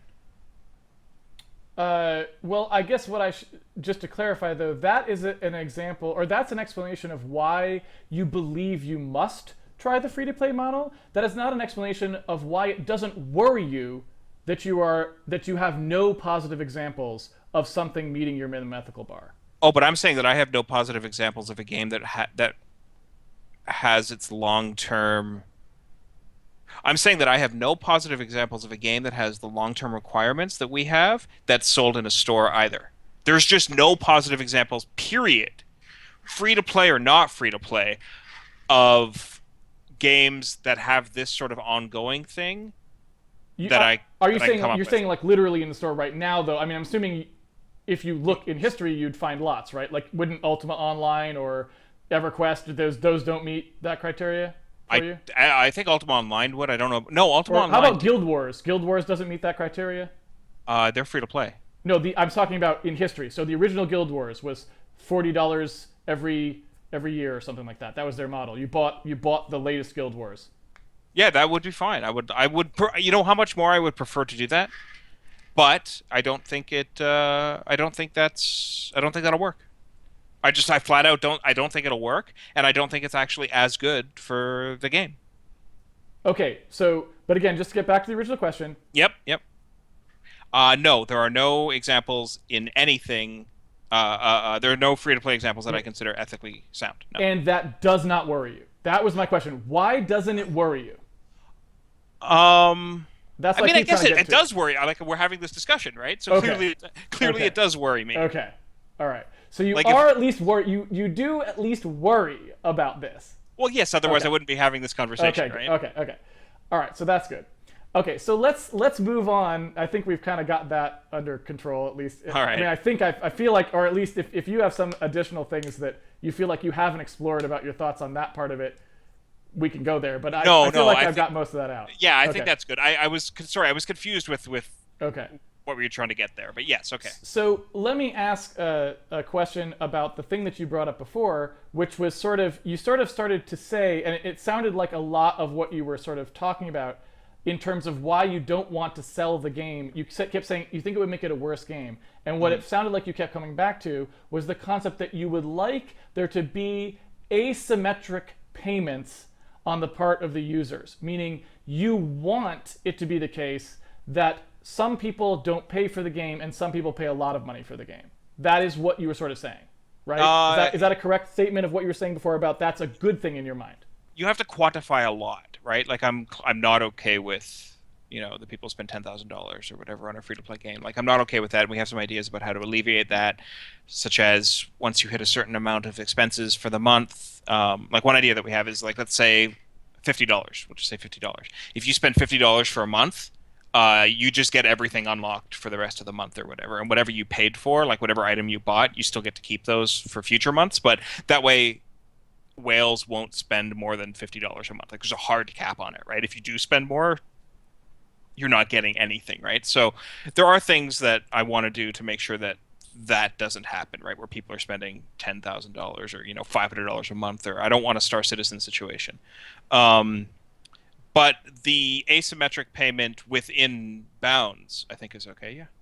Okay, so basically what you're saying there is you want a sort of a non-explicit self-balancing market where some people get a service for free because somebody else paid too much for it, right? If you want to say too much, I don't know if too much is fair, but paid more because for the it. median price, right? This is the cost to everyone to play this game was going to be $2.50 a month or something. You said whatever you said. It was a hypothetical number, right? But Sure, some yeah, number. yeah. So the median cost is going to be $2.50. And so what we're basically saying is some people will get $2.50 worth of game development. And of course, we're still not sure about that part. So maybe let's say they're getting $1 or $2 of game development and 50 cents they're not getting because that's into the cosmetics, right? Because you're saying basically you're allocating these funds in some percentage way. So I don't know. But let's just say it's some reasonable percentage of that. So you're doing the Shawn McGrath thing, you're a virtuous person, so out of every $2.50, you're actually spending $2 on developing the game, not cosmetic items or something like this. Let's just say. Sure. A good proportion of it. Yeah, something fair, okay. Something, because that's pretty high, right? You're only putting 50 cents towards the actual money-making part. You're spending $2 on something everyone gets, right? Well, So there's company profit involved too, so it would actually be less than that, but yes. Okay, but it's relatively magnanimous compared to what you could be doing, which is spending, say, 50 cents on the game and $2 on the monetization, right? I mean, you could be, right, that percentage could change wildly, but yeah, whatever it is. Sure. So what I'm saying is, for every person who doesn't pay $2.50 a month, right, someone else has to pay $5 a month, right? Yep.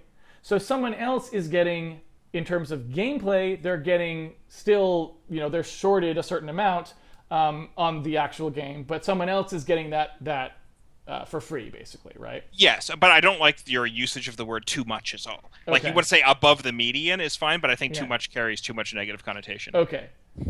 They're paying for... I guess I don't know how to say it. Let's call it a subsidy. They are subsidizing, perhaps we should say, players who are not playing for the game. Because without the people who are paying more for the game, none of the other people would be able to play the game who aren't paying for it right now. Absolutely. Right, so that's kind of the idea, right? Absolutely. And so this to you think that's a good idea, meaning you think it's good to have a market where basically some people pay more money for something so that other people don't have to pay for that thing. But that is not actually structured in any reasonable way, so meaning the person who doesn't pay $2.50 might have the $2.50, they just decide not to pay it. And the person who pays the $5, that may actually be their last $5. That doesn't actually matter. It's just you like that system in general, irrespective. Well, I mean, if somebody spends their last $5, there might be, no, I don't like that. But yeah, in general, I mean, I think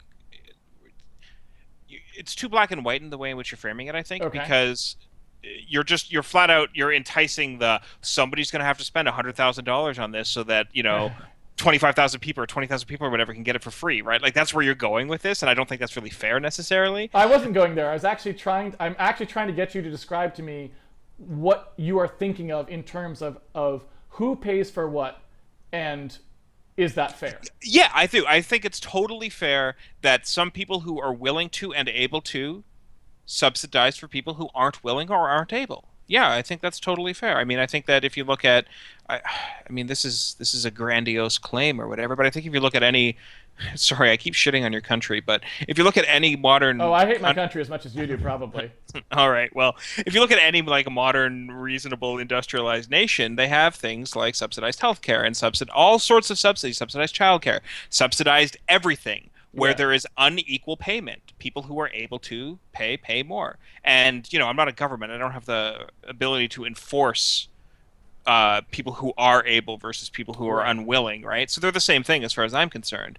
So, I mean, they're not the same thing as far as the government is concerned, but they're the same thing as far as me as a game developer are concerned, right? So, yes, people who are able to pay more do, and people who are less able don't. I don't think there's anything wrong with that, no. Okay, so yeah, if I could expand on that, because that's what I was assuming was the answer.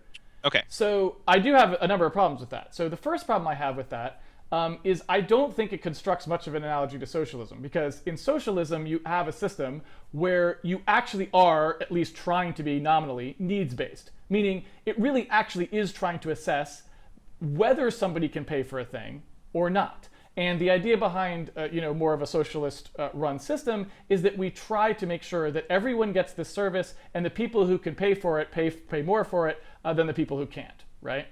Okay. In your model, that's not true at all, right? Somebody may have lots of money, and they just decide not to pay for this game. And then other users who want to see that, let's say we're in hard times, right? It's a question about whether your game's going to stay up and running. A bunch of users who really don't potentially have the money to be spending on this and possibly should be doing something else, like saving for retirement with that money or doing whatever else, right? Start buying more items because they want to keep the game afloat, right? There's nothing in the system that you're talking about that actually has a needs component. The only thing that's there is basically a hard cap, which says that literally if this person doesn't physically have any money, obviously they couldn't spend it. But other than that, I don't see anything in your system which actually does ensure that the people who are getting the service and can pay for it actually do. Yeah, there's not, obviously, right? But I think with the monthly limit, you're not getting the sort of ridiculous whales that you hear about, right? You're not getting the Star Citizen $88,000 for a spaceship thing, right? Like you can't spend more than whatever we decide the monthly cap is. Let's say it's $50. That's high, but let's just say it's $50 because that's probably a reasonable number. So we say if you spend more than $50 this month, you get every item for the rest of the month completely for free. So we've actually implemented a hard cap on what you can spend. So if we do that, then the concern about, like, if you are spending money that you don't have on a video game and you're talking about less than $50 per month, okay, maybe that's bad. Like, clearly that's bad, but I don't think that that's my responsibility at that point if it's capped at such like a reasonable number. Well, let's talk about the cap then, because that actually brings up another interesting point, right? Okay. So the game will go out of business if you keep the cap in place, but it's clear from the data that the game would stay in business if you raise the cap from $50 to $100. Do you raise the cap? From 50 to 100? No, I don't think so. So you're going to commit up front to saying that we're going to state a cap and we're never going to change that cap. That cap is fixed. Yep. Right. And that'll be fixed with inflation, Okay. Something crazy might happen, right? Who knows? So basically, like, you're going to be the first F2P game that needs like treasury-backed securities index that you check to see what you can spend on it that month in order to get the items unlocked. That's precisely it. It'll be adjusted on a day-to-day basis with the CPI. Okay, all right. I'm just saying, like in 5 years we might be like, okay, the cap's $75, something like that, because inflation is right. Whatever. But yes, that cap would be stated up front. Okay. Well, wait a minute. It would be stated up front, but could be raised. I'm sorry.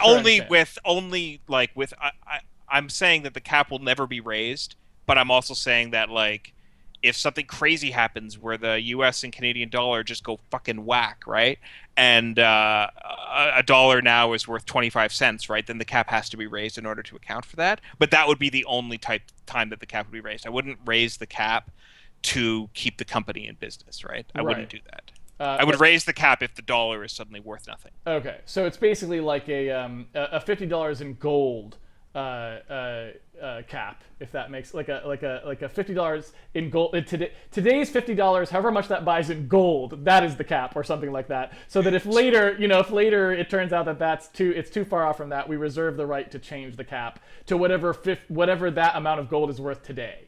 Something like that. I don't think that's exactly how I would phrase it, but yeah, something along those lines. At least put the merchant system back into somewhere.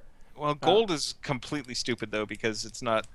Yeah. It's just as arbitrary as currency. So, number of chairs made or something by a particular country for a year might be a better index.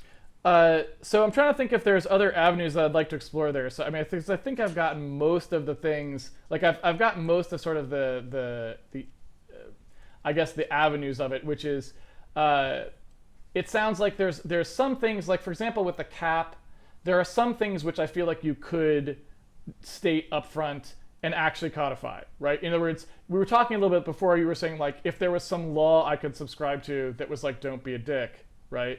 I'd do that. So it sounds like maybe there are a few of those things that you could actually do, such as stating that there's a cap that cannot be raised unless inflation goes up by a certain amount or something like this. There Sure. are some things, right, you could do if you wanted to. So that's Well, no, that's one thing, one right? that is one that Yeah. I'm absolutely going to do. I don't know what the cap is going to be. Yeah. I'm playing with 50. I don't know what Right. it's actually going to be. Right, And the whatever other it turns out to be, yeah. right, and the other one, and it'll be something reasonable. It won't, I mean, 50 is kind of unreasonable, but Yeah.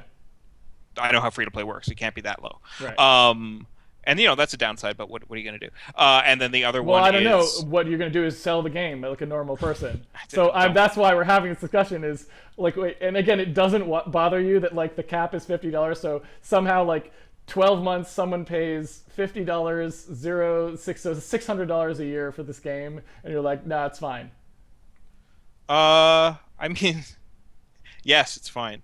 Okay. That's like that will make the game better for more people. Okay. So yes, it's fine. But the other thing was all assets, code, everything goes into either GPL or public domain once the servers go off and development stops. Right. That's another thing that's like this is something that can be codified. Yeah. Yes, like, exactly. It can be in a contract as opposed to just like, trust me. exactly, yeah, and Yeah. like anything that we can do to be like this is we're trying to be as ethical as possible here, and I'm only doing this, and I seriously, like, legitimately am. The only reason I'm doing this is because I actually think it is the best for the game. And if we were 5 years ago when people were spending money, or 10 years ago when people were spending money on subscription games, I wouldn't want to do free to play, Yeah. even if it made like astronomically more money, right? Like I don't care. That's not why I'm doing this, right? I'm doing it because I'm trying to make the best game possible, and I think in this case, free to play is actually going to deliver that. And so, if that's actually true, that in the past you would have been okay with a subscription model, right? Mm-hmm. Is there going to be a subscription model that people can elect to use? Yeah, the $50 a month thing. So $600 a year is the subscription. Sure. Okay. Yeah. That's kind of unreasonable, wouldn't you say? No. I mean, unreasonable from what point of view? From the point of view that whatever the game is that you're developing with the 30 people that you have or whatever, that you would have sold for $60 a year or whatever. It's not the same game. That's the difference, though. It's not the same game. It If is it's sold, exactly the same game. It is absolutely not the same game. If it's sold for $60, we have fewer people playing it. If we have fewer people playing it, we don't have the data to make the game as good. If we don't have the data to make the game as good, you're not getting as good of a game. It won't be as competitively viable. It won't be as good. We don't have the money to run the servers, to constantly improve everything. That money doesn't exist. So right? what you're saying, so what you're saying is the game is worth 10 times more money as a result. Yeah, easily. Easily 10 times more money. It's worth zero. It's worth infinitely more because without enough people playing it to gather data to make the game competitively viable, the game is worth zero. How many people is that? 100,000. 100,000 people. Yeah. So you don't think you could sell a game to 100,000 No. people? No. Okay. You know what? I probably could. I don't think I'm comfortable enough. I don't have the money. Okay. I just don't have the money to pay for a game that has to be developed in that way. Well, how are you going to develop the game to begin with then? I mean, how are you going to get this free-to-play revenue to start coming in without the money to do the upfront development to make the game with art and stuff? Complicated. It involves government grants, and government grants like free-to-play. And free-to-play... Yeah, and free-to-play allows us to release the game immediately. Crappy versions like, beta, alpha, pre-alpha, like whatever Greek letter you want to associate with it. Some really awful version of the game, like, have you seen my stream? Like what I've been working on with like a triangle flying around? Like we could just release that, right? I did see the triangle flying around, yes. Well, there you go. We can release the triangle flying around, right? Actually, I think it wasn't flying around yet when I saw it, but it was there. Oh, well, it flies now. Okay. I'm gonna check that out. Yeah, it's great. So, like, we can release that now, or as soon as we have our dedicated server up, which should be in the next couple of weeks. So, like, we can release that game, and it's available, and, like, people can start talking about it, and people can start playing it now, right? And we can slowly bring in free-to-play stuff once the game is pretty good. Like, I'm not even worried about, like, actually producing cosmetics or any of that stuff until there's actually, like, a good game there, right? But if we can get people playing it now completely for free, under the assumption, like, we're not hiding the fact that we're doing free-to-play, we're not hiding what we're going to do, we're being pretty transparent about it. That's why I'm having this discussion too, right? So we're not operating. People aren't getting the game under the assumption that it's going to be free forever for everybody. People are, if they're going to play the game now, they're operating under the assumption it's going to be free to play at some point. So, we couldn't release this game for free and then have people like pay $60 for it at some arbitrary time, right? Where we can roll in free to play stuff earlier than we could sell it for $60, for example, and use that to fund the development of the game. I see. Well, I mean, there are plenty of examples of that sort of thing, though. Prison Architect would be a classic example of that, right? I don't know how much money it made in early access or whatever it was. It's like 1.4 million units or something now. If you look at it, it's insane how many there were. It was some ridiculously huge number. Yeah, Nuclear Throne did 110,000 or something like that. Good for them. I mean, I don't know how they do it. Well, but again, so I'm just asking the question a little more rhetorically. It seems like we do have lots of examples of ways that you actually can do that. Well, so I don't know that I necessarily believe that somehow the F2P part is meant to, you're saying government grants, but okay, I mean, if magically you can get government grants, then, I mean, all bets are off. It's like if the government comes in and says everyone has to do free to play, then obviously they win. They're the government. You can't fight the government. So I'm not going to argue against that. But that's not exactly how it works. If you take that out of the equation for a second and assume that you have to come up with this as a viable business model in general, free to play doesn't get an advantage there. You still have to find the money somewhere to make the game. Yeah, I don't know. I think it being free to play makes finding the money easier, and I think it makes finding the money easier, and then it sort of transitions nicely from the hey, we're finding the money to hey, we actually have a game that's like a production level, finished, polished game or whatever. Like it. So do you have some examples of that?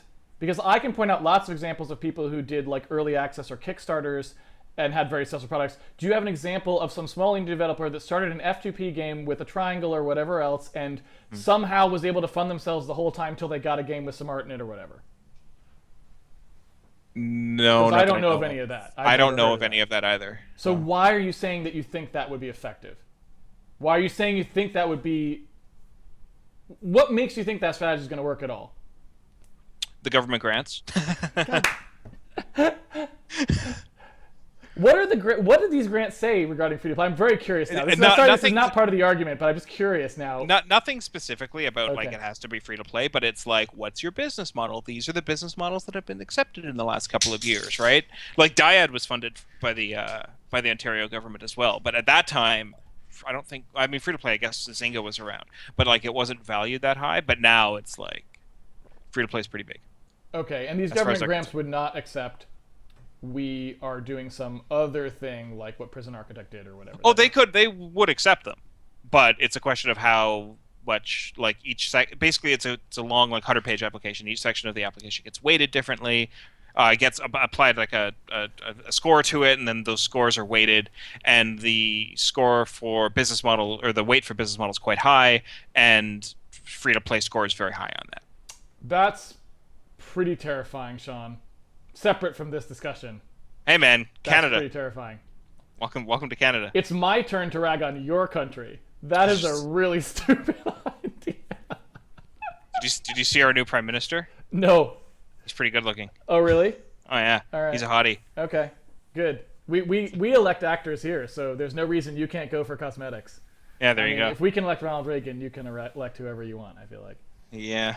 All right. Well, I don't feel like I have any other specific things that I wanted to ask about. I feel like, again, I certainly haven't heard anything that would make me less nervous about it as a business model, because as far as I could tell, most of the things I was concerned about, it wasn't that you weren't concerned about them, it's that you're just like, I'm not going to do them, right? That kept being kind of the answer, was like, I'm not going to spend my time trying to figure out how to get people to buy cosmetics. I'm just not. Like, and so the fact that, you may be worried that all of the incentives are for me to spend my time figuring out how to make this game be a game where people want to buy cosmetics, I'm just not going to do it, right? Well, that's not true. I'm going to do some of that. Like I said, like...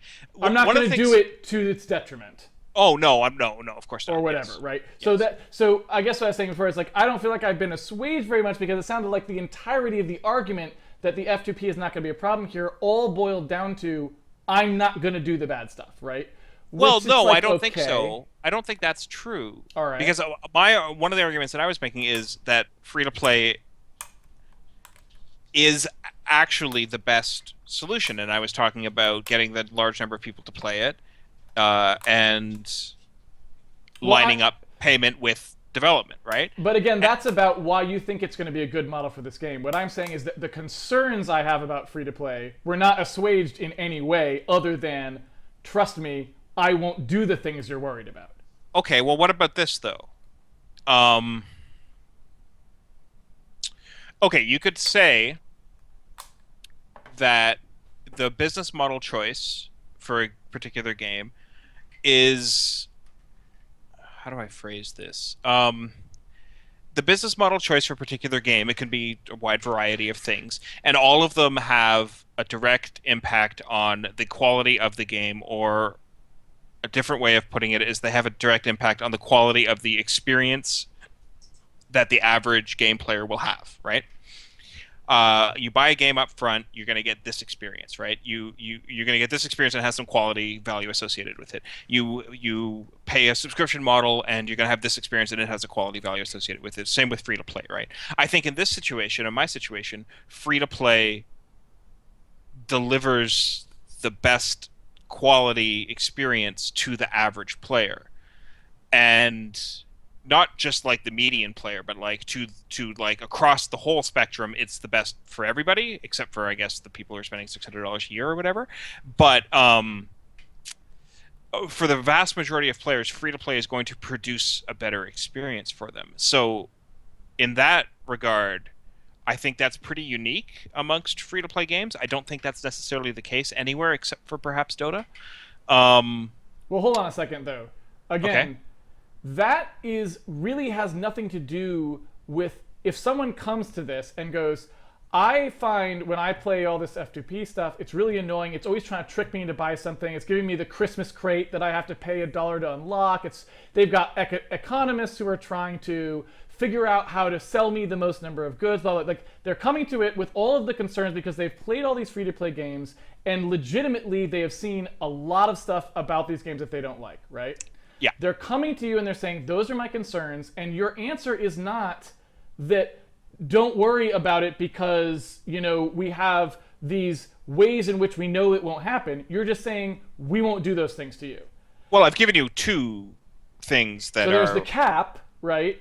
At $50 a month is $600 a year, which is like not that much of a cap, but okay. Well, right? we haven't said it's 50, but... But you even said the phrase, too, that you can't go very low because, quote-unquote, you know how free-to-play games work, and it can't go that low. It can't go that low. No. Right? So you're right. It's probably $50. You're already saying it looks like a nasty distribution where a bunch of people carry all the weight and a bunch of people don't or whatever, and that's, okay, whatever. But point being, we've established that part. Mm-hmm. And there really wasn't anything else. There was the fact that you won't shut down the servers without releasing the source code, but that doesn't affect what happens while the game's actually commercial, right? So what were the other things that were supposed to make me believe that it was the Christmas crates all over the place and everything else? The fact that I did say that I would like to codify something where either percentages of development or things like that. But you're absolutely right in that. I think what it comes down to, what you're saying is it creates a massive power imbalance between the consumer and the developer, right? Like the person who's paying the money has very little power in what happens with the thing that they're paying for, right? So you're paying $10 a month or whatever. Well, it's also adversarial, I guess is the other part, meaning in order for you to survive, you must convince me to spend money on the game. That's just a basic tenet of how this is going to go. So, what you see when you look at these other companies is that they do exactly that. Like, that's what Zynga's all about. They're like trying to figure out every possible way to manipulate me into paying this money, right? And so when I come to your game, it's like, how do I know that you're not going to go down that route? And I guess what I'm saying is I haven't heard anything other than, trust me, I'm a nice guy, which may be true, but it doesn't really help actually anyone who doesn't necessarily know who you are or doesn't necessarily know who your business partners are or what will happen, right? No, you're absolutely right. And I don't know what the solution to that is. If if you want to help me come up with one, or if you can come up with one, I'd fucking love to hear it, right? But that isn't something that I think I can tackle, right? Like I can't tackle the, hey, we're gonna fix free to play across the board and make it an ethical business model, right? That I don't know, I don't have a solution to. But what I do have a solution to, I think, is that free to play can be applied pragmatically to a situation that benefits everybody, and it actually becomes the best option, not the option that we're using because we're trying to exploit people and make a lot of money. I think it actually can be the best option for making a particular type of game. This probably is the only type where ongoing competitive blah blah blah. So my argument isn't that free to play is great, everybody should do it. That's not what I'm saying. What I'm saying is that free to play is awful. However, in this one isolated situation, or maybe there's others that I haven't thought of, but in this particular isolated situation, free to play serves the game, the players, and the developers better than any other business model.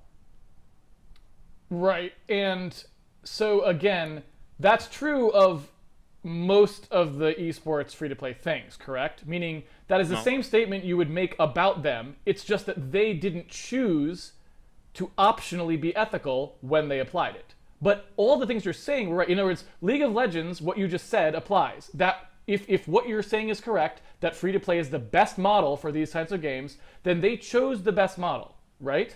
No, that's not. I'm not saying that free to play is the best model for these type of games. I'm saying that free to play is the best model for my particular goals, which is to make a competitively viable, high quality game that has lots of people playing it in order to get competitive viability.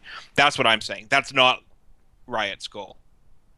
Okay, So, so for the goal, it's not about the type of game, it's just the no, goal. it's the goal, but the type of the goal implies a certain type of game, right? Like it has to have an online, it has the servers, matchmaking, ELO, blah blah blah, right? Like it has to have all of those features, and it has to have ongoing development with gathering tons of statistics about item combinations and hero combinations and blah blah blah, in order to figure out what is balanced and what is imbalanced and how to balance it and all that sort of stuff. All of that stuff is required to make the best, most competitive possible team game, which is what my goal is. So for that goal, I think Right. free to play serves it best, and that's not Riot's goal, clearly. Okay, so what's the difference between you and Riot? Our Other goals. Right, which gets me exactly back to what I'm saying. So That's a pretty significant difference. no, it's all just about what your motivation is, right? And whether or not you're going to be ethical as a person. It has nothing to do. The game itself is the same kind of game, right?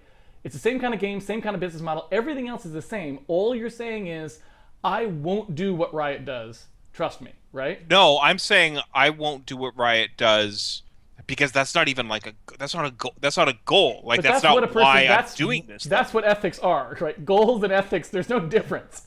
What you're trying to do is your ethics. That's the definition of what it is, right? It's like Okay. right. Okay. I mean, there's no just because you're calling it a goal, it doesn't make it any different. It's still a thing in your head that you're telling us to trust you about, right? Oh, I do think that there's definitely the element of, hey, I know everything is evil, but trust me, I'm not Yeah. evil. There is definitely that, and I don't know what I can do to get around that. But what I'm saying is that I'm not starting from the position where Riot or Zynga or whoever else is starting from, right? Like those making a whole bunch of money is zero. I have zero interest in that, right? Like that's not even like tangentially a goal. That's like I don't even care. So that's not why I'm doing it. I'm doing it, if it's altruistic reasons or whatever. It's not. It's practical reasons, right? I want to do free to play for practical reasons. I think it is the actual best model in this situation. And if you think that if you just say, well, because your goal is different and what you want to do is different, that's irrelevant, and it still boils down to trust me, which I guess is what your argument is. Is that true? Well, my argument is a little more specific than that, right? Because in general, since we're trying to talk about a business model as the core gravamen of the argument, right? It's like the thing we're talking about is the business model, not Shawn McGrath. Like if the argument was, is Shawn McGrath a good person or not, then I agree that all of these things are relevant because that's what we're actually talking about. But in this case, we're talking about specifically the business model and what the hazards of that business model are to a developer, right? Okay. And the argument that I, again, keep coming back to that I think you seem to be consistently making is that you're saying that those hazards aren't a problem because you won't fall prey to them, right? And I guess what I keep trying to just make sure that we've solidified is the fact that that is actually where we're landing. Meaning, we are not trying to say that these hazards aren't still all there for your game, because they all are. It's just that you don't think you will fall prey to them. Yeah, I think that they're all sense? there. Yes, that makes perfect sense, and I think that that's a fair assessment. And I'm not saying that I'm not going to fall prey to them. I'm going to say that I'm going to try really hard not to, right? But like anything that can be done up front to be like this is the framework in which I'm operating, and I can't overstep. Like if there's like a legal thing that I could be like, this is what I'm willing to do, and anything outside of this is off the table completely. I'm totally willing to do that. And I totally would like to do that. And if I could come up with a way of doing that so that other developers could also do it, that would be good. Because I don't think free to play is bad inherently. I think every implementation of it is bad, and the fact that there's the power imbalance or whatever, all that shit is bad. But the actual idea that the game is free and some people have the option to pay for it, that little fundamental nugget there, I think is fine. It's just everything that's surrounding it, everything that's like been branched off of that little tiny idea has been awful and entirely by financial motivations, right? And I don't think that it has to be. But I don't have a concrete solution to that problem. Like I'm not saying this is how we're not going to do that, right? Like I don't have that because there's so many ways in which you could be enticed to just be evil, right? Right. And I don't have a solution for all of them. And part of it is, just trust me. But anything that I can do to be like, hey, you don't have to just trust me. There is like a thing that I'm signing here or whatever that says I will only operate within these parameters. I think that would be a really positive thing, and I totally want to do that, right? Because I do want to do this free to play in order to best serve the people playing the game. And that's sort of my point of view. Well, let me throw out some options for you then. Sure. See what you think of them. Let's hear them. So, if you really want to do this altruistically, right, one could imagine that you have some budget for this game that is what you think the development costs are from year to year, right? Where you're basically saying that, like, we need to run the servers and that's going to cost X dollars per user or something, probably it's a more difficult calculation than that. But we have some appears like to support this many users in this many countries, we know it's going to cost this much money. We want this many artists working on the game, optimally for the stuff that we want to roll out, blah, blah, blah. Separate from free to play. So meaning assuming that the game was just going to be purchased flat, or the Canadian government was going to come in with some crazy grant called the Shawn McGrath support grant, which just pays for you to make the game, right? Call them up and tell them we want that. Yeah. I would, by the way, also like the Casey Muratori, I'm not Canadian, but I'd be willing to be for this grant, right? That would also be fine. You could probably get it. So what about a system that worked a little bit more like, say, Wikipedia, right? Where it's like, okay, the game will be free to play in a year where we did not raise the target amount the previous year.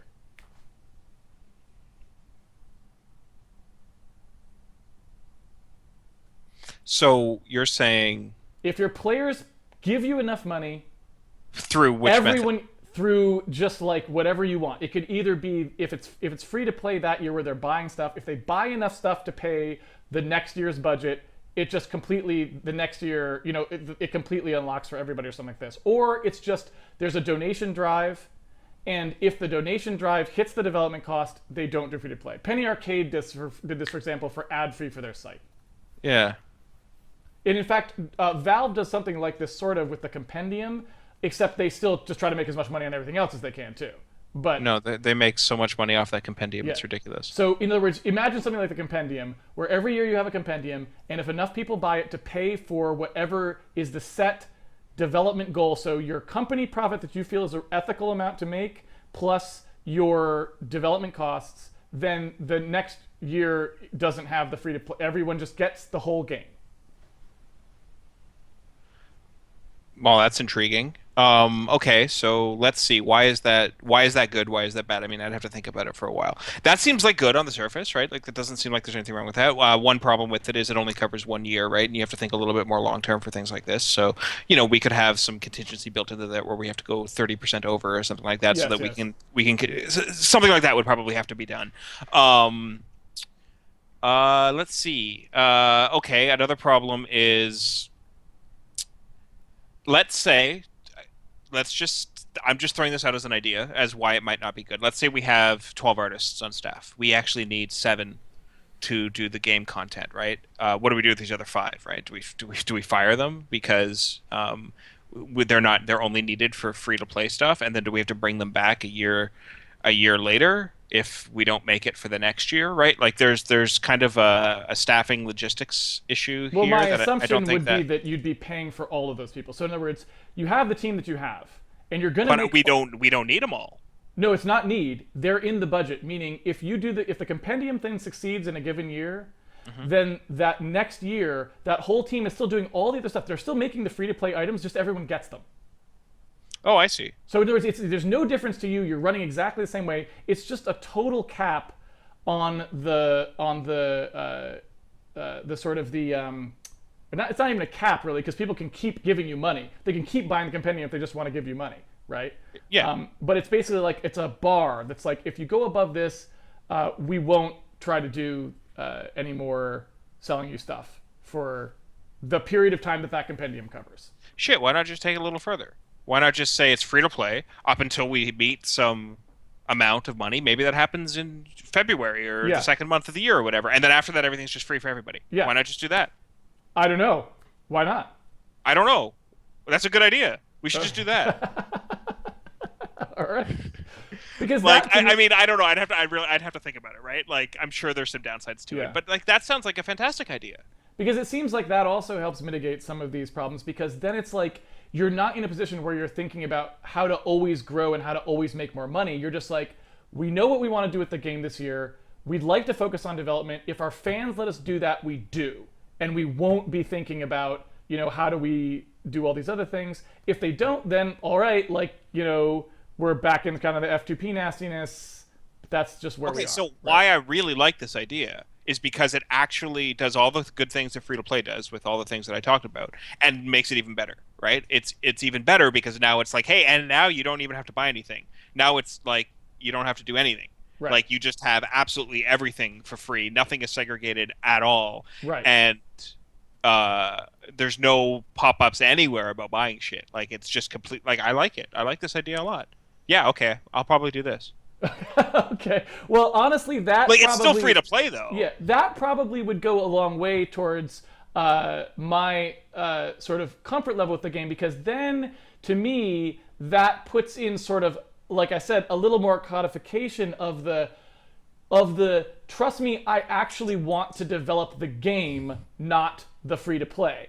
Because now you're telling me up front that if, as fans, we pay you the money you actually wanted, you'll just work on the game and you won't care about this other stuff. And that gives me the option as a customer to potentially get what I actually want, which is you just working on the game and not. Oh the yeah, I cards, would totally prefer that right? too. So that gives them that option. And so that Sure. that to me is a pretty big that's a pretty big positive to me if you come out and you do something like that. Yeah, I would totally do that. Now, it would have to be a little bit more involved in what you're saying, right? Like, because, like I Sure. said, there's the contingency of running. devil's it for in the details and so on. longer. But there's also like we want to expand to do another game or whatever, and part of the money has to, whatever, right? There's going to be Yeah. some details to it, but like having that cap where it's like, hey, if we go over 10 million or 20 million or whatever our development budget is, whatever number we set, and I mean Right. it can be arbitrary and it can be stupidly high we could still be evil in that regard too, Yes. right? But let's say we're not. Like now we have one point of not being evil, right? Where we have like a clear like, hey, difference between 10 million and 100 million dollars is pretty obvious to people, right? So we can be like, okay, whatever our cap is, it's $10 million or whatever. And we say if you hit this cap, everything is just free for the rest of the year. Yeah, I have absolutely no problem doing that. Well, I think that's a fantastic idea. that seems like a pretty positive thing to me, because again, that sort of, I guess when I look at the two problems that I see with what you're talking about from I'm now thinking of it as a selfish perspective, instead of me thinking about it as like, I'm arguing F2P for people in general, trying to bring up points that maybe they would make, which is what I was doing before. Thinking of it as a selfish person, let's say I actually want to play this game. So for some reason I get into esports. So when I said before I don't care about esports, I just wake up one day and I'm like, I need esports in my life. And you do need esports in your life, by the way. And I want to play your game, right? Or your game's one of the games I'm considering, right? Sure. When I look at that, there's two things that bother me. One is that thing that's like, I want the game. Like, I want to play, I want to know that somebody made a game and I'm getting the game. I don't want to get, this weird shape of the game, which is like, it didn't have the hats and I don't have the weird, I just want the game. I want you to make a game and I want to have the game, right? You don't want to get a store with a game inside of it. I just want the game, right? And so that alleviates that concern. Like, okay, if we're paying this developer enough money, they'll just give us the game. I like that, right? That's good. Sure, I like that too. The thing I don't like is there is no way really for me to pay a fair price for the whole game because, like you said, that's going to end up being $600 a year, which is pretty darn high. So if as fans we don't hit your cap, an individual can't really rectify their situation at a fair price, which I don't see much of a way around that because, like you said, the whole point of this model is that it's lopsided. So it kind of falls apart if you say, "Oh, I'll just charge you what the fair market value would have been of that thing." It doesn't work. Yeah, you can't do that. Right. But my point is that you're getting a different game, right? Like if you do that, you have fewer people playing it, you have less data, you have less. It's a different game, right? You're not getting the same game, so I don't think it's fair to compare them. Well, I'm not saying it's fair to compare them or not. It's just saying, as a person, I can't pay what anyone would ever consider a fair price for a game because a game is like $60-$70 or something like this, and actually get the game that was made for the same development budget, by the way, that would have gone into, say, Call of Duty, which I can buy for $60, right? So I'm just saying that, like, from that perspective, there's no way to turn it on an individual basis into the I just bought the game version. But no, I don't think there is. And so we don't have the market. We don't have the upfront development budget. Yeah, there's no way to do it. At least I can't think of it. The other if I had $100 million, Treyarch, what's the company that makes? Treyarch. Well, there's actually don't they have multiple studios? I think they alternate for Call of Duty, right? I think they stopped because it was Infinity Ward and Treyarch, and then I think it's just Treyarch now. I don't know. Oh, whatever. right? Okay. Either way, I don't have their development budget. No, so nobody I can't does. Do that. Right, so we can't. That's not even an option, right? All right. Well, okay. I think I might be done. I think that's it. I think I said everything I had to say. I feel like you would play this game under that condition. So I think what I would say is, I don't know how to alleviate one problematic piece, which is that that cap could be set unreasonably high so as to ensure that it basically never happened, right? And I don't know how you fix that, really, right? Because, I mean, you could try to put something up front that's sort of like your peg to the price of gold thing we were talking about before, where you're like, oh, the cap is $50 and it's pegged to inflation or something. One could imagine that, like, oh, the cap every year for the global cap is set to $10 million to inflation, or, you had something. I could maybe see that, but even so, it's still very hard. I don't know that one. So there is kind of a little nasty loophole where it's like, well, the developer could always still decide in any given year to just basically screw me as a customer if they wanted to. And I don't know the way around that. But in general, assuming that price was set fairly and was set to a reasonable development budget plus profit, yeah, I think I could be okay with that. And, if that were the model, I think I could at the very least say I'd be much more okay with that than F2P. Yeah, I would totally. Right. I think that's a great idea.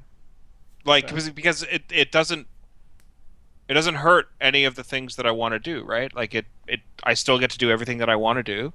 I don't get to make a stupid, ridiculous amount of money, but I didn't want to do that anyway, right? So it's like this seems to be, at least for the 10 minutes that I've heard of this idea, this seems to this seems to be reasonably, it seems reasonable. It seems like a good place to start at least.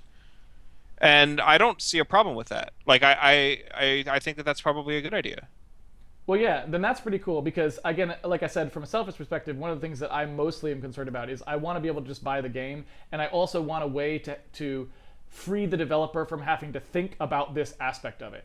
And I'd love to not have to think about it. Yeah, and so I feel like that is the part where the progress can be made. If you can move away from, if free-to-play is the fallback for the business model, There's a big difference between that and free to play is the business model, Well, do you right? think, but do you think it's a fallback like compendium type thing, or do you think it's, hey, it's just free to play until we hit as much money as we need. At that point, everything is free. What Like I would we don't have a special event like compendium or whatever. It's just January 1st rolls around. It's free to play until we make $10 million or whatever it is. So here's what I would probably say, and I'd have to think about this a little more because I came up with this idea literally just as we were talking. It wasn't like I Yeah. had time to think about it either. But what I would probably say is, again, as a player, what I want from you is I want not free to play. I want to pay you $60 and get my game. That's what I wanted, right? Right. So what I would suggest is, how do you make this system into something that looks a lot like that? Meaning at the beginning of the year, if all of us can go and just say, okay, you said like $24 a year was what you wanted to make from us or something, right? Yeah. If everyone paid whatever the amount is to get up to that number, right, then the game is free. So maybe there's something like, okay, there's just like a contribution thing, or you at the beginning of the year there's the thing you can buy, which is like, I'm trying to get us towards this goal, or maybe you get a little badge if you spend over the amount that you were supposed to. Something that's like designed to allow everyone to come together and try to make the game free, and if they fail, then they fail. Like another example would be, you pay this much money into the game and you just get that many credits for free to play items throughout the year if the thing fails. So we can all pile on and try to like buy the thing, right?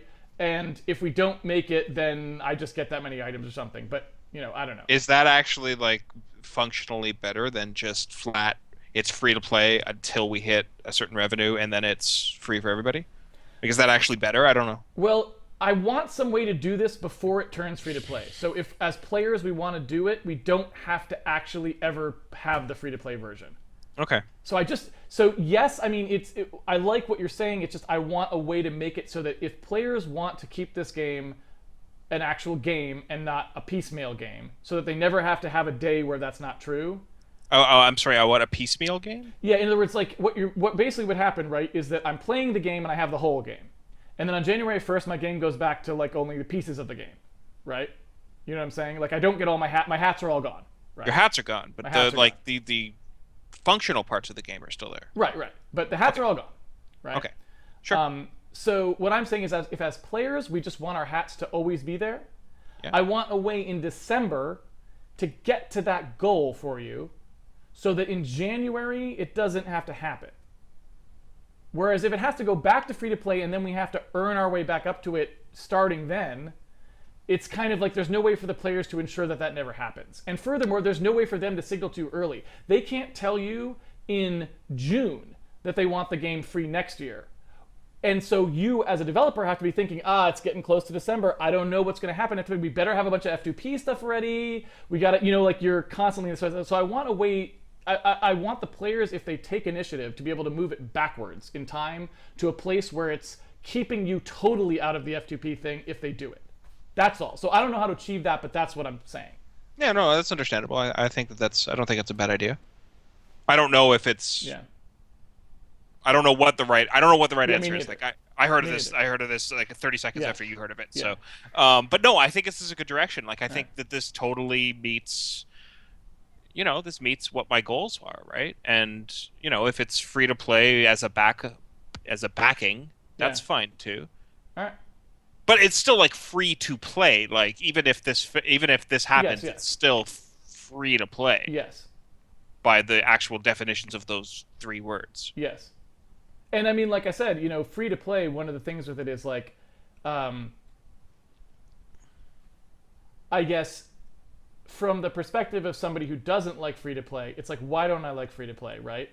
The answer is because all the free to play stuff has all of these bad manipulative properties to it. And so someone saying, trust me, that won't happen, is not particularly compelling, right? But that doesn't mean that I don't believe that you couldn't figure out a thing that is slightly different from free to play that actually creates a business model where that doesn't happen, right? And so that's why I'm saying like this, that's kind of an interesting thing to me, because like, okay, maybe it won't work, but at least now there's a reason you're trying something different where I'm like, okay, maybe now I can have some confidence in you because you're not doing exactly the same business model. There's a difference here, and maybe that'll work. Maybe that will start to produce developers who aren't being manipulative, right?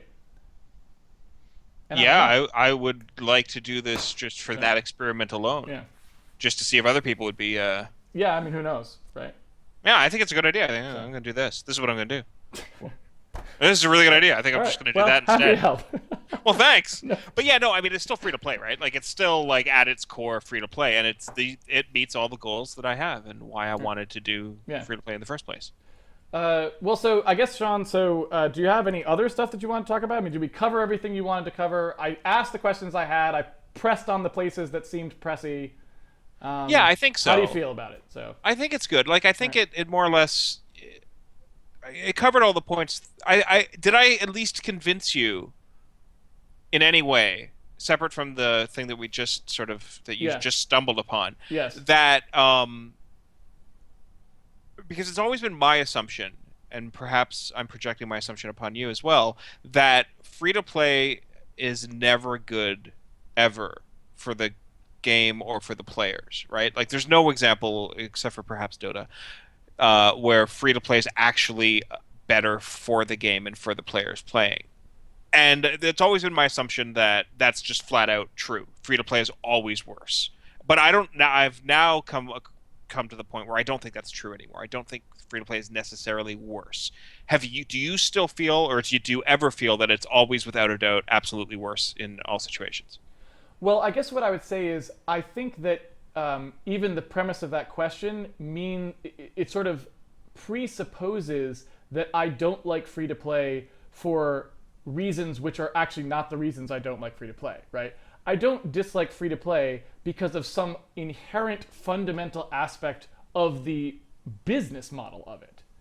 The reason I fundamentally don't like free to play is because the incentives do not align, as I explained before. And my assumption is that since all of the evidence of free to play we have show that those incentives actually are totally followed exactly the way you would think they were, I just assume that is what happens when you are talking about a large game, something like you're talking about where it's, millions of dollars on the line, that those incentives, that's what they produce, right? That's the evidence I see. I can look at the business model and go, that's what the incentives are. So it's not surprising that this is what happened. So it's not that I don't like free to play because there's something that I see in like the aspect of paying for a hat that's bad, right? It's not like, oh, why is paying for a hat bad in some holistic sense? It's like, no. What I don't like is, as far as I can tell, all the incentives are going in directions that I feel are deleterious to making a particular, a piece of art, a thing that you're passionate about, whatever you call it when you're developing something and you care about it, right? They don't go in that direction. And so that's why free-to-play bothers me. If there were a bunch of examples of people doing free-to-play games that were really genuine and sincere, treated their players with respect, and all of these sorts of things that aren't really true from what I see. And like you said, even the best example are people who ship the Christmas crate, right? Hey, the Christmas crate's good. Okay. No. Do you know what they do? If you buy, about the gifting? Well, so the Christmas crate I'm talking about is one year, and I don't know which year this was. They came out with a crate, right? And the crate was I think this was for Team Fortress 2, if I remember correctly. Okay. The Christmas crate was, you get a Christmas crate in your inventory, and you don't know what's in it, but there's like they have some like probabilities that they'll tell you, right? Yeah. And you They have this in all their games. It just shows up, and you have to then pay, whatever it is, $5 to unlock your Christmas crate. If you don't unlock it by December 25th, it goes away. Yeah, they do this all the time. Right? I think that might be like Varoufakis's idea too, which is odd. So it's like it's a classic example of like the best people you can point to are using the dirtiest, worst, most manipulative things you can possibly do in an economic system to take money from their players. Now, again, like I said, that's not a criticism of free to play. It's just it looks to the outside observer like the incentives in free to play, which point in that direction, are 100% followed. It's like, yep, you get exactly what you think you would get. You get it. So again, feel free to be the very first person to demonstrate that there actually is an F2P scheme that doesn't produce this. But Oh, yeah, I think you're right though. I think like inherently from a right. legal, like from just a legal corporation standpoint, you're absolutely right. Yeah. Like, of course that's what you're gonna Yeah. get, right? But I don't think that's I don't think you have to get that, right? And I don't think that your motivation of choosing free to play has to be that either. Oh, sir, right. And again, this is why I say it comes down to that trust me thing. And that's true, right? It's like if you have someone who will literally always make the best decisions for the players of this game, then why does it even matter what the business model is, right? The business model could be anything. The business model is we take children and throw them into a grinder and we stir it up and we produce game goo, which produces a great game. And the like super benevolent, awesome person would make sure that those were only children who were evil at heart. So we were doing a favor by grinding them up or whatever, right? So it's good. But point being, normally that's just not what humans do. That's why we are very careful about our selection of business models, is because incentives are followed. That's what humans do. And once in a while you do get, Gandhi and Jesus walk hand in hand and they decide to eschew all of these things, and it's fine. But again, like I said, so when you're asking the question of do I feel like maybe it's an okay decision, that was never really my question. My question is not, could you use this business model to do something good? Of course you could. You can use almost any business model to do something good. My thing is more like, as a business model, it is fundamentally aligning incentives in a bad direction. And I don't see really anything other than maybe the idea that I had at the end that we're talking about here that changes my mind about that. Okay, yeah, I agree. I agree with the thing at the end being something that definitely changes your mind, or Has that potential anyway. yeah. But I still don't agree that like it's hard though, because it is like it's true, right? You're spending money on, like, you're spending development resources on a store. You're not spending the development resources on a game, right? Right. Like that's just completely true. However, there's also the things that I brought up with, the number of players and having to ongoing support costs, server costs, and things like that, which free to play pays for, blah blah blah. So I don't know. I haven't changed my opinion that it's all like what you were saying. Like, it doesn't like your interests are not your interests are to the system produces profit.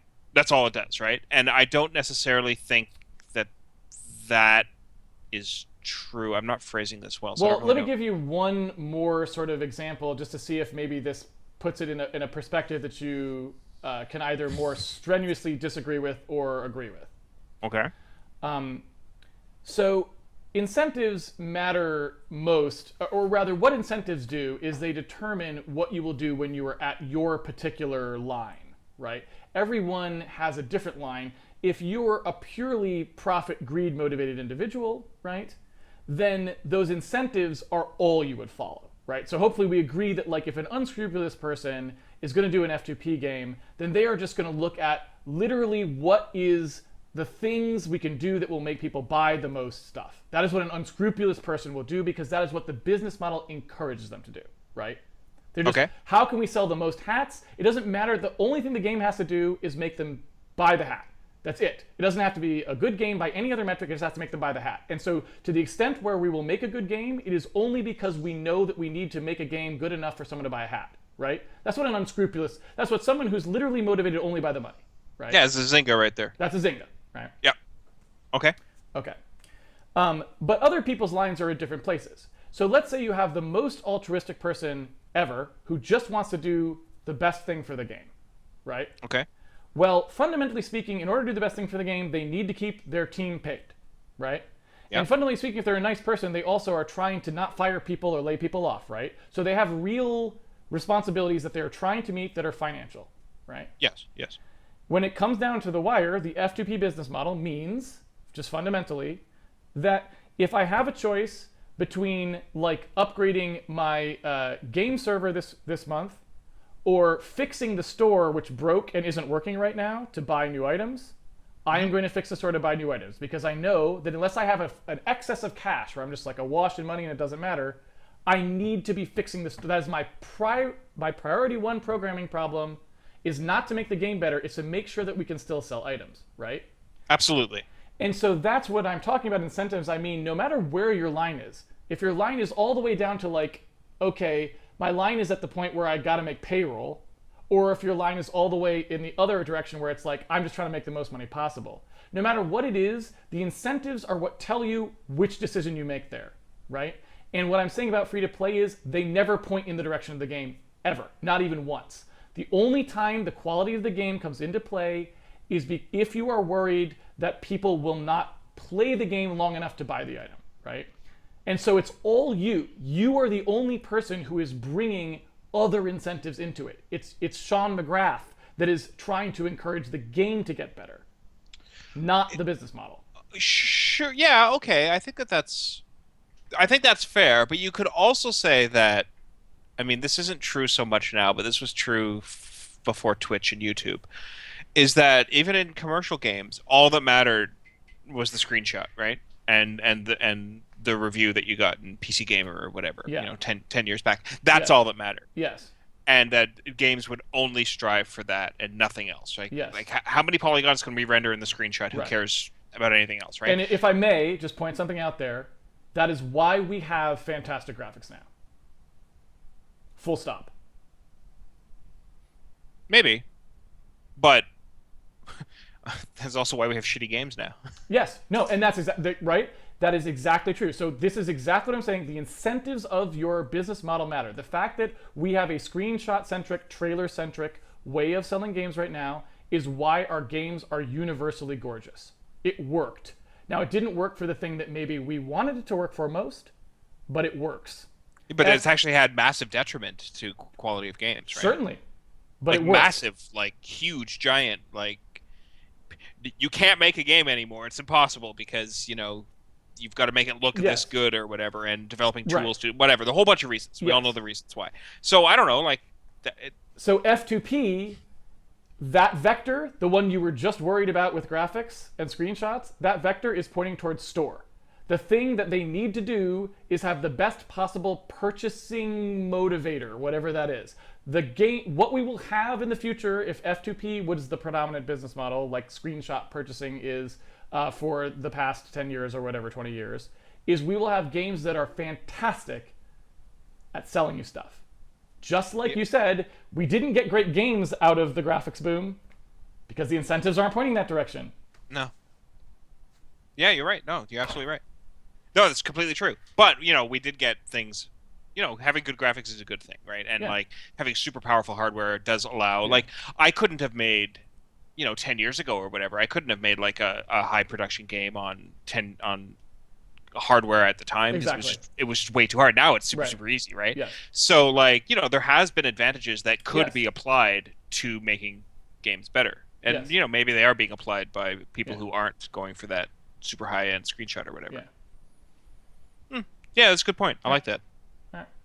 Yeah, it's good. Well, I think we do. Is there anything else you wanted to add to this now? I think I said basically everything I'd say now. I mean, granted, like I said, one of the problems with picking me for this is I literally don't think I've ever actually personally played a free-to-play game in any real capacity, right? Like I've never played Dota, for example. So there may be other aspects of it that I am the wrong person to argue because I just don't know enough about them, right? But I think I covered everything that I think about from a financial standpoint, business model standpoint, ethical standpoint. I think I got basically everything I think about in there. Yeah, I think And you it seemed covered. kind of productive too. I mean, it seemed like we got somewhere interesting with it. Yeah, I think you covered most of the. I more or less have the same issues with free to play as you do, right? Like, I hate everything about it that you hate for the exact same reasons, right? And my only perspective was, hey, I'm not coming at it from that point of view. I'm coming at it from, hey, this is actually the best option Yeah. for this game. And you know, your point is completely valid that like because of the way that the business is set up and the model is set up, it is literally entirely up to, you know, a benevolent dictator to ensure that evil stuff doesn't happen. So yeah, I think, and then you came up with that fantastic idea of the drive to make it not free to play for the next year. I sort of like that. Do you know if Penny Arcade continued to do that after their first year of doing it? I feel like they've done it at least twice. But the thing that I assume, and I guess I don't know if this is true or not, but the thing that I assume about that is that I don't know, like Penny Arcade in general, I don't really know much about their business model and how much that ad part is part of it. Like, I don't really know enough about that. All I know is that they did, I think, do it at least 2 years where they did, if you paid a certain amount by this date, it was ad free. It was a Kickstarter, right? Is it is it ad free now? No, it's not. So, I just went to their website. They have ads. yeah. So it didn't work, clearly. Yeah, I mean they did it. They definitely did it for 1 year. But again, like if you looked at the prices too on it, it didn't look like they had enough people who were willing to pay for this. To me. Yeah, it was like $1 million or something they wanted, right?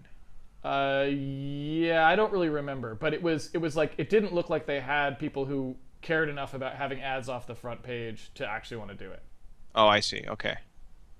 Yeah, that's too bad. And again, the other part about that too is like in the case of this game, right? The reason that I was trying to come up with that idea as well is like if you literally don't think you can, if you literally think F2P is your only option for making the game, which kind of is what it keeps sounding like you're saying, right? I can't think of another way to do it, right? If you can't think of another way to do it, and you give players the option of funding it in an alternative way, then at least if they don't, you're like, well, I did the best I could have done, right? Which is a better thing to say than just I made it F2P and then I took all the money, right? Yeah, I know. So I at think, least I think that's it's an right. improvement too on the standpoint of like at least you maybe you sleep a little better at night making an F2P game if you know that you gave people the option of having it not be an F2P game, right? Yeah, I think So that, and I think that that's seems like a plus. I think that's totally fair. Like to do, and I think it's a good idea to do Yeah. that because, like, if I don't have to worry about a store and selling shit to people, my life is way better too, Yeah. right? Yeah. So yeah, I think it's a good idea. I'm gonna do that. All Good right. thinking. Good thinking. I like it. Well, yeah, it's been a pleasure chatting with you. It was Yeah, very thank you for interesting. doing this. I really appreciate it. It Oh, I made me had feel fun. a lot better. Oh, good. I'm glad. And I don't know how much money we made. Do you want me to chat? I don't know. Yeah. Find out how much. How I did don't your know. little freedom? I don't have an easy way to sum it up, I guess. I think we made. So we made. Okay, we made So we made $8. Plus, so that'd be $12 and $20. So we made like $32. Made $32. Yes. Yo, free to play is amazing. I don't know what to say. So I ran that as a bit of a joke, but in reality, it does argue a little bit for the effectiveness of your business model because, I don't know what to say. Point I don't being, think we need to argue about whether or not free to play is can make effective. money. That's a good point. Yeah, that's a good point. I think that's pretty clear that it. So anyway, what will we do with that money? I don't know. I will try to figure out something to buy for $30 as part of Handmade Con that we can give away. $30 worth of candy or something. I don't know what. Okay, well, whatever that number is, if you're giving it away at Handmade Con, I will contribute that a total amount. So if it was $30 or whatever, I'll double matching. it. All right. Well, I will actually go do the math exactly. Okay, you're gonna have to wait until Handmade Con to get the money because I don't have a credit card. So. I can front the $30. All right, whatever it is, I'll make sure to give it to you I at think it's Handmade something Con. like $30, so it's not going to be very much. Oh, whatever. All right, man. All right, well, thank you very much. I really appreciate it. I feel good about the conversation.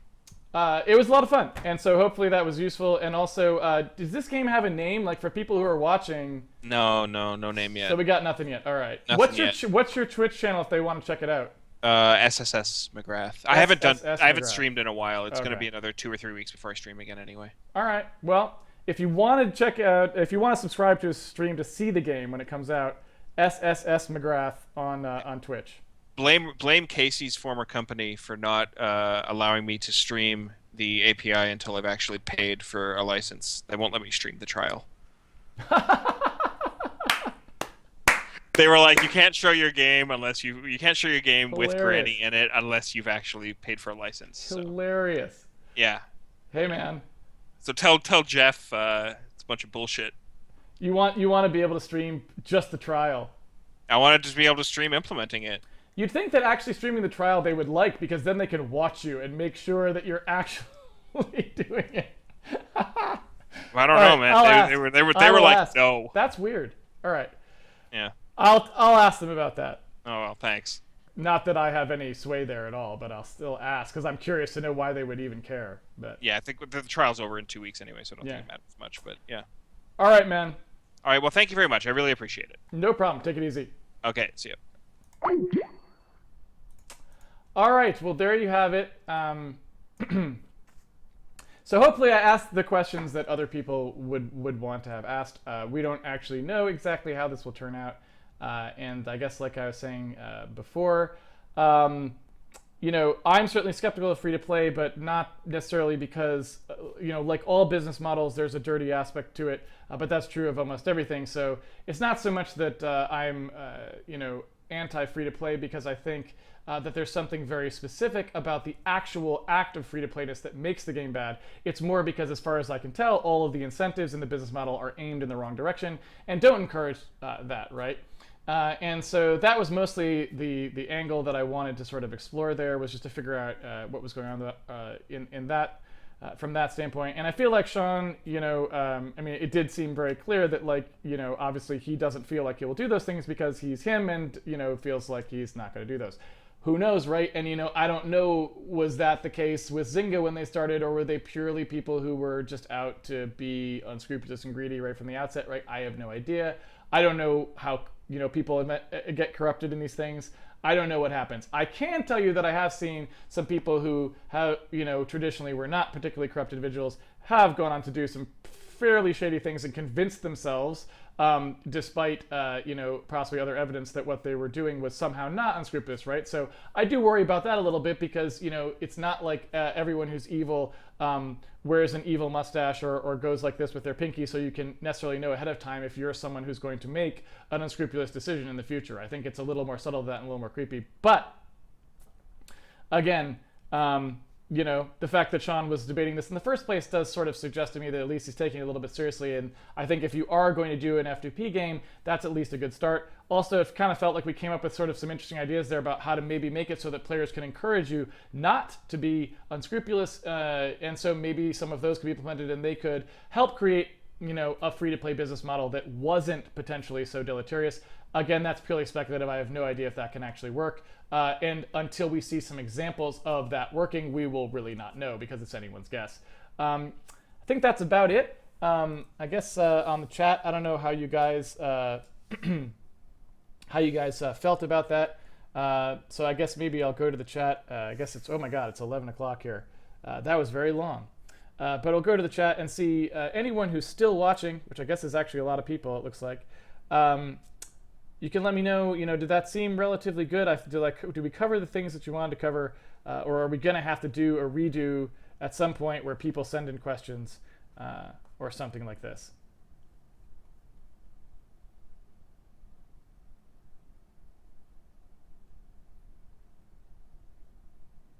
Let's see. Gary Johansson, why do you hate the selling of hats? I don't actually hate the selling of hats in any particular way more than any other aspect of free-to-play. I think it was just that for some reason that was like one of the first things that, you know, Valve was doing, was selling hats or something like this. I don't remember, like in the TFTs. For some reason it stuck as like the iconic sort of F2P transaction, is I sold this hat, like I put a new hat on my character or whatever. So it's actually not so much that that's something I particularly hate. It's more that that's my go-to turn of phrase for free-to-play transaction.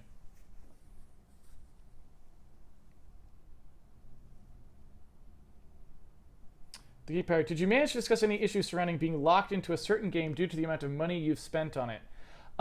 Not particularly, but the idea that I sort of proposed at the end would have alleviated that problem, because the cap, if the cap was hit, would allow somebody to access everything, right? And I think Shawn's monthly cap also means that the high spending players, which are kind of, I guess, the people you're talking about, also can always cap out a month and get everything in the game. he was saying that basically like if you spend $50 on the game in a month, you just get everything for that month. So you can always opt to just unlock everything for yourself at any time and kind of go back. Maybe that's a little bit of mitigation, but in general, no, I don't think we talked about what you were saying there. That, and I'm not very familiar with that myself, unfortunately. Like I said, I'm one of the reasons that I'm not necessarily the best person for the debate. I try to do a good job, but I don't play F2P games. I've never spent $150 buying hats or something like that, right? So I don't have any personal perspective on that, really.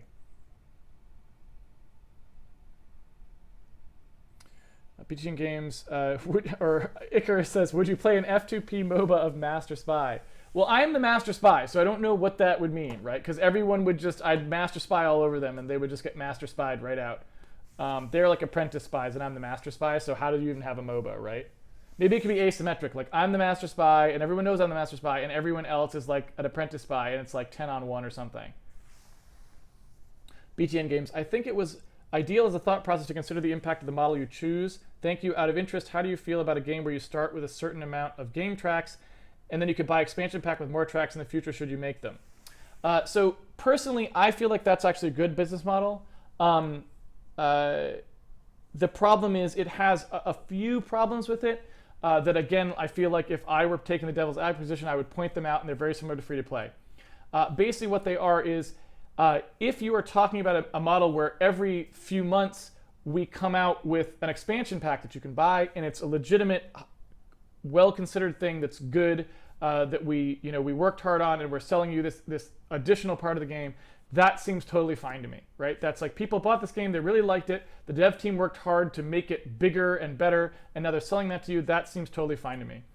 Unfortunately, like I said, it kind of has a little bit of the problem of F2P, which is that there are some incentives to then starting to like drag out updates into lots of little purchasable pieces. And you saw that happen with things once DLC, like cheap DLC, became a thing. So in the old days when you had to go to the store, you had to buy an expansion pack off the rack. That was had a lot more integrity because it meant that you had to sell them a high-priced, single, infrequently shipped thing that I feel like maybe didn't have so many bad incentives associated with it. Now that you can sell little things for 99 cents, $3, whatever, expansion pack could mean anything, and it's a little more nebulous. And so I think it kind of does get back into the territory where it's like, as a business model, I don't necessarily like it as much. So, like for example, this is something we've thought about at Molly Rocket, about how we're doing things, and we would like to do games that have potentially expansion packs with them. And so we, from my mind, that's definitely something that I feel like has to be very clear what it is. You have to limit the number you do, and you have to put in a lot of checks and balances to make sure that that remains an ethical way to sell things. And unfortunately, a lot like what Shawn was saying, where it's like kind of like, how does a good person codify these things? It is very hard to codify. And so, so like I said, I don't know, and I have some concerns about it. I guess basically what I would prefer is if the marketplace itself had the concept of an expansion pack that was something different from DLC, so that it was clear what it was, and you could be a developer who consciously, specifically said, we do expansion packs, not DLC. Because I do think there's a difference between those two things, right? And it's just, that doesn't exist. And so as a developer, it's, again, entirely honor system. And honor system stuff just isn't necessarily that good. How do you know you can trust me, Casey Muratori, to make those decisions about this game, right? And so again, like I think there's some of those same problems. I don't think there's nearly as many as F2P, but they're there.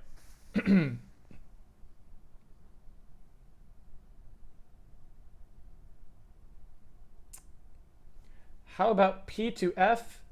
Lock players in a small room until they finish the game. Love it. Would love to see it.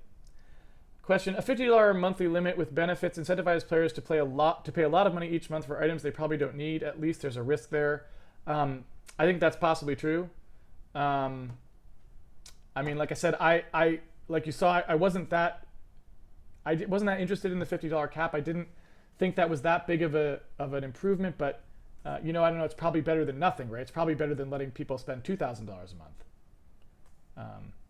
month. The only flaw in your discussion is that you look at games from the perspective of two highly intelligent people and forgot that 90% of players are retarded idiots who will gladly eat my star and ask for more with a proper advertisement involved. Um, yeah, I mean, what can you say, right? Like, I think first of all, that's not necessarily entirely the case, right? Like, there are certainly markets of players who are intelligent, right?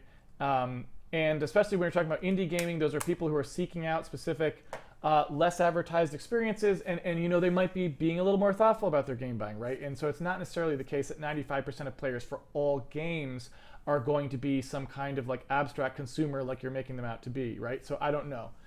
Is it true that the public at large does not seem to show a lot of discretion in terms of what they purchase? Yes, I won't argue with that. And unfortunately, I don't know that there's really anything to do about that. Would I love to have some way we could wave a wand and make a magic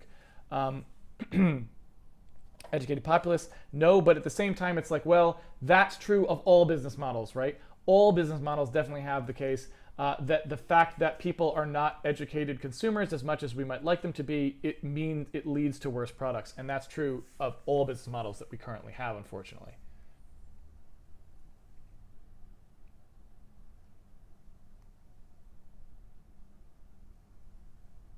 Gasto5, the problem with your suggested method is that everyone that wanted the F2P turned off from the beginning of the year will have to buy the standard price in unison or have the high inequality charging that Shawn complained about. So one thing that maybe you could do about to fix that problem, right, would be maybe you could imagine doing something where instead of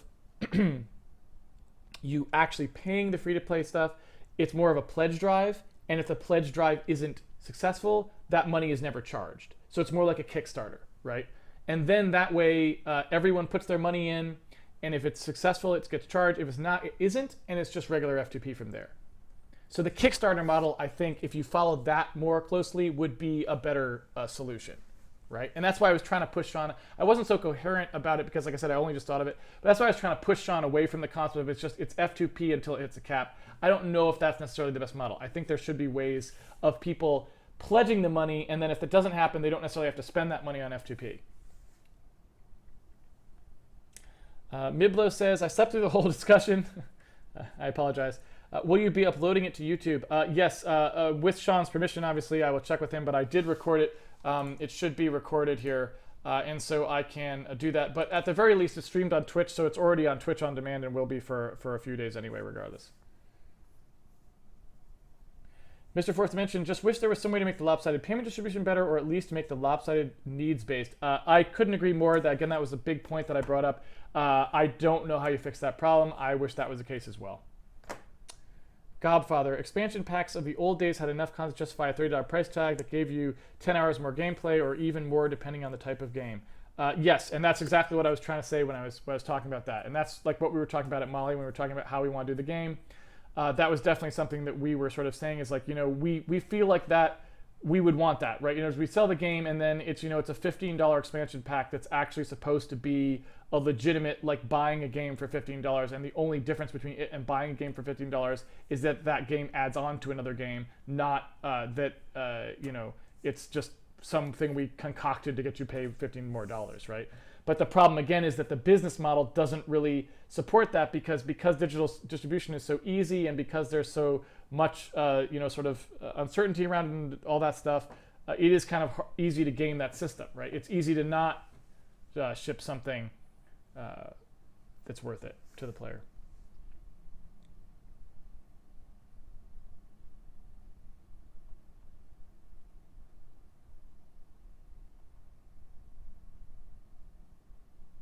The Geek Pirate, it's time to bring back shareware, right? I feel it in my bones.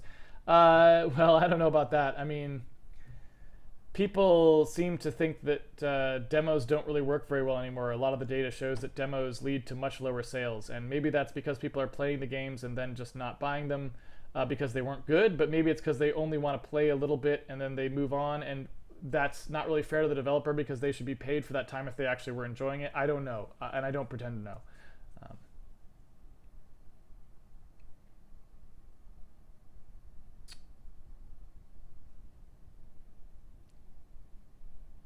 Icarus, Rareware, Easy Sigh. Would micropayments work? That is, I still don't understand why he thinks a subscription model with low monthly prices wouldn't work. People who want to play the game will play the game.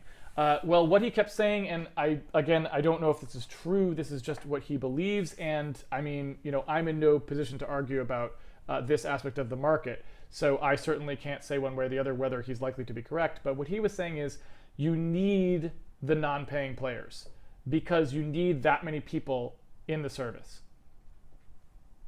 Now, I don't know, I probably would never go that route, but if that really was true, so if you're taking if you're taking that belief of his at face value, which, at some level could be true, it's not definitely not true, right? Then you have to concede that he does need a way of offering his game at $0 to some segment of the market, right? And so the question is, how do you do that? So it's a legitimate question, and my answer would be, I don't want to make a game if that game requires me to use that business model, right? But that's my feeling about it. And so he doesn't feel that way about it, and so that's, I guess where the argument comes in. Oh, Shawn McGrath says, YouTube away, I don't care. I put everything I said in the public domain. Okay, so basically he's saying we can upload this. And also, Shawn, by the way, I will put it on the Handmade Hero BitTorrent. I'll put the raw file on there. So if you would like to grab it and upload it to your YouTube channel or archive it or do whatever you want, you can grab it from that BitTorrent, the raw file, so you can just have your own copy of the recording.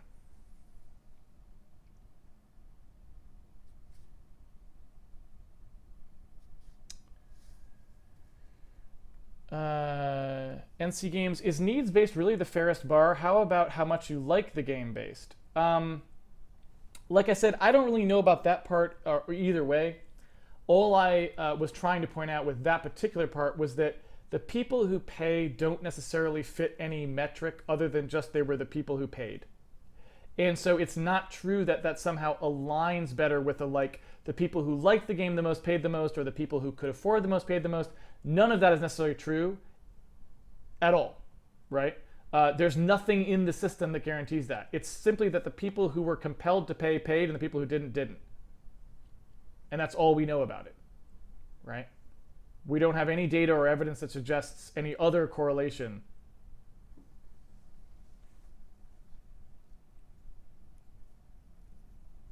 Gary Johansson, can I be the guy that sells you unscrupulous items in the game you are making, like the gun salesman in Resident Evil 4?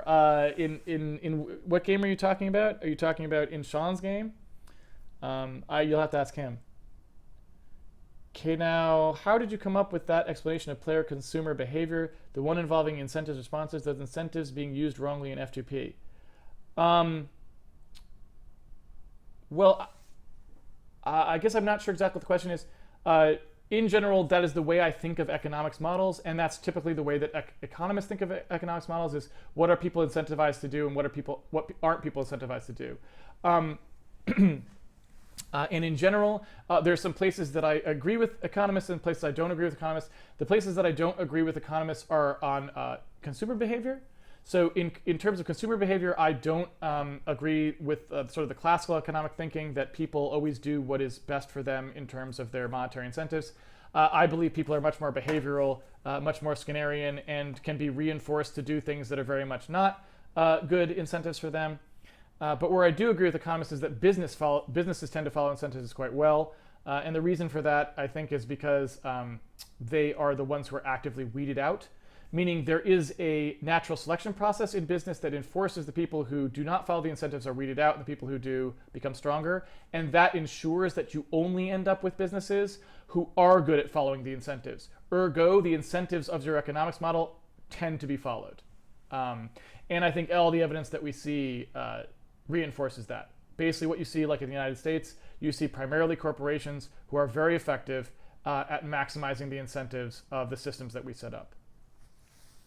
And so the way I think of free-to-play is exactly the same. I say once you have a marketplace that works in this particular way and customers start engaging in it, I think you will see that whatever the incentives are for purchasing there, that is what will get followed on the business side. And the businesses who don't follow it will simply go away. Now, one of the things that Shawn can do potentially is if he keeps his costs down, he can come out of that top tier of competition, right?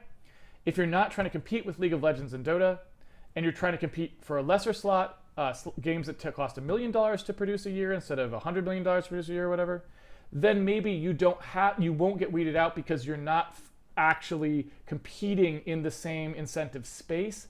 There's room in the slop potentially for ethical people to find a way to operate ethically despite the incentives. That may happen, right? So I don't deny that that's possible. It's just that that is not what the system is designed to produce.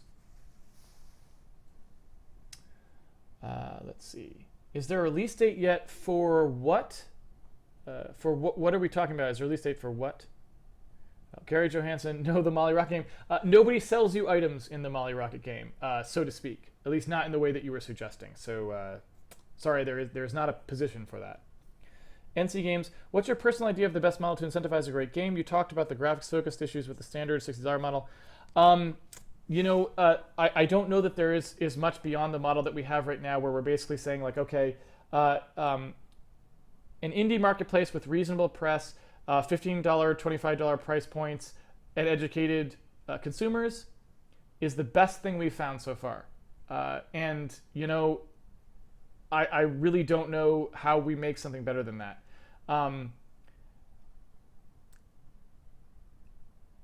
At the end of the day, purchasing decisions are still going to be made by individuals, and enough people need to decide to buy a particular game in order for that game to be successful. And so at the end of the day, I think it really comes back to the fact that no matter what business models we choose, if you want to get past the sort of standard, I pay you for a game and I have the game and I play it, if you want to get any better than that, it's going to start attacking the problem at the audience. How do we get players who engage more actively with the games? How do we get players who demand more from their games? How do we get players who are more aware about which games are available and which ones they might like, right? And again, that's a media issue, that's an education issue, and those are just really hard problems. So, I think that currently the most ethical thing we have is just the standard one of you go to Steam, you buy a game for $15 and you play it.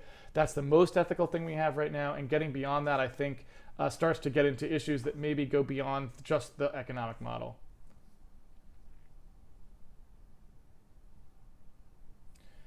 This is Attic. If you do this sort of chat again, I would recommend trying to have Sean Plott as a guest. I do not know who that is, but I can try searching for them.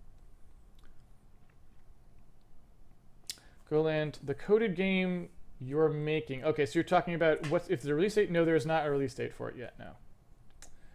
Pagan Heart. We haven't even announced it yet. It's pretty early to announce a release date. If you're talking about the one at Molly Rocket, anyway. Pagan Heart, definitely like the system of raising the costs and extra needed for growth, etc., but then having a supporter perk for those who donate a certain amount for the extra oomph benefits, and if that fails, free after becomes the fallback. One thing to help incentivize people into buying that might be if they had committed to that donation, but it fails as a whole, they still get that benefit regardless. Or they just don't have to pay it. So it could be strictly donation, right? So it's like all those donations pile up, either they get all charged and it's free, or it just does free to play and they aren't charged. That would also work.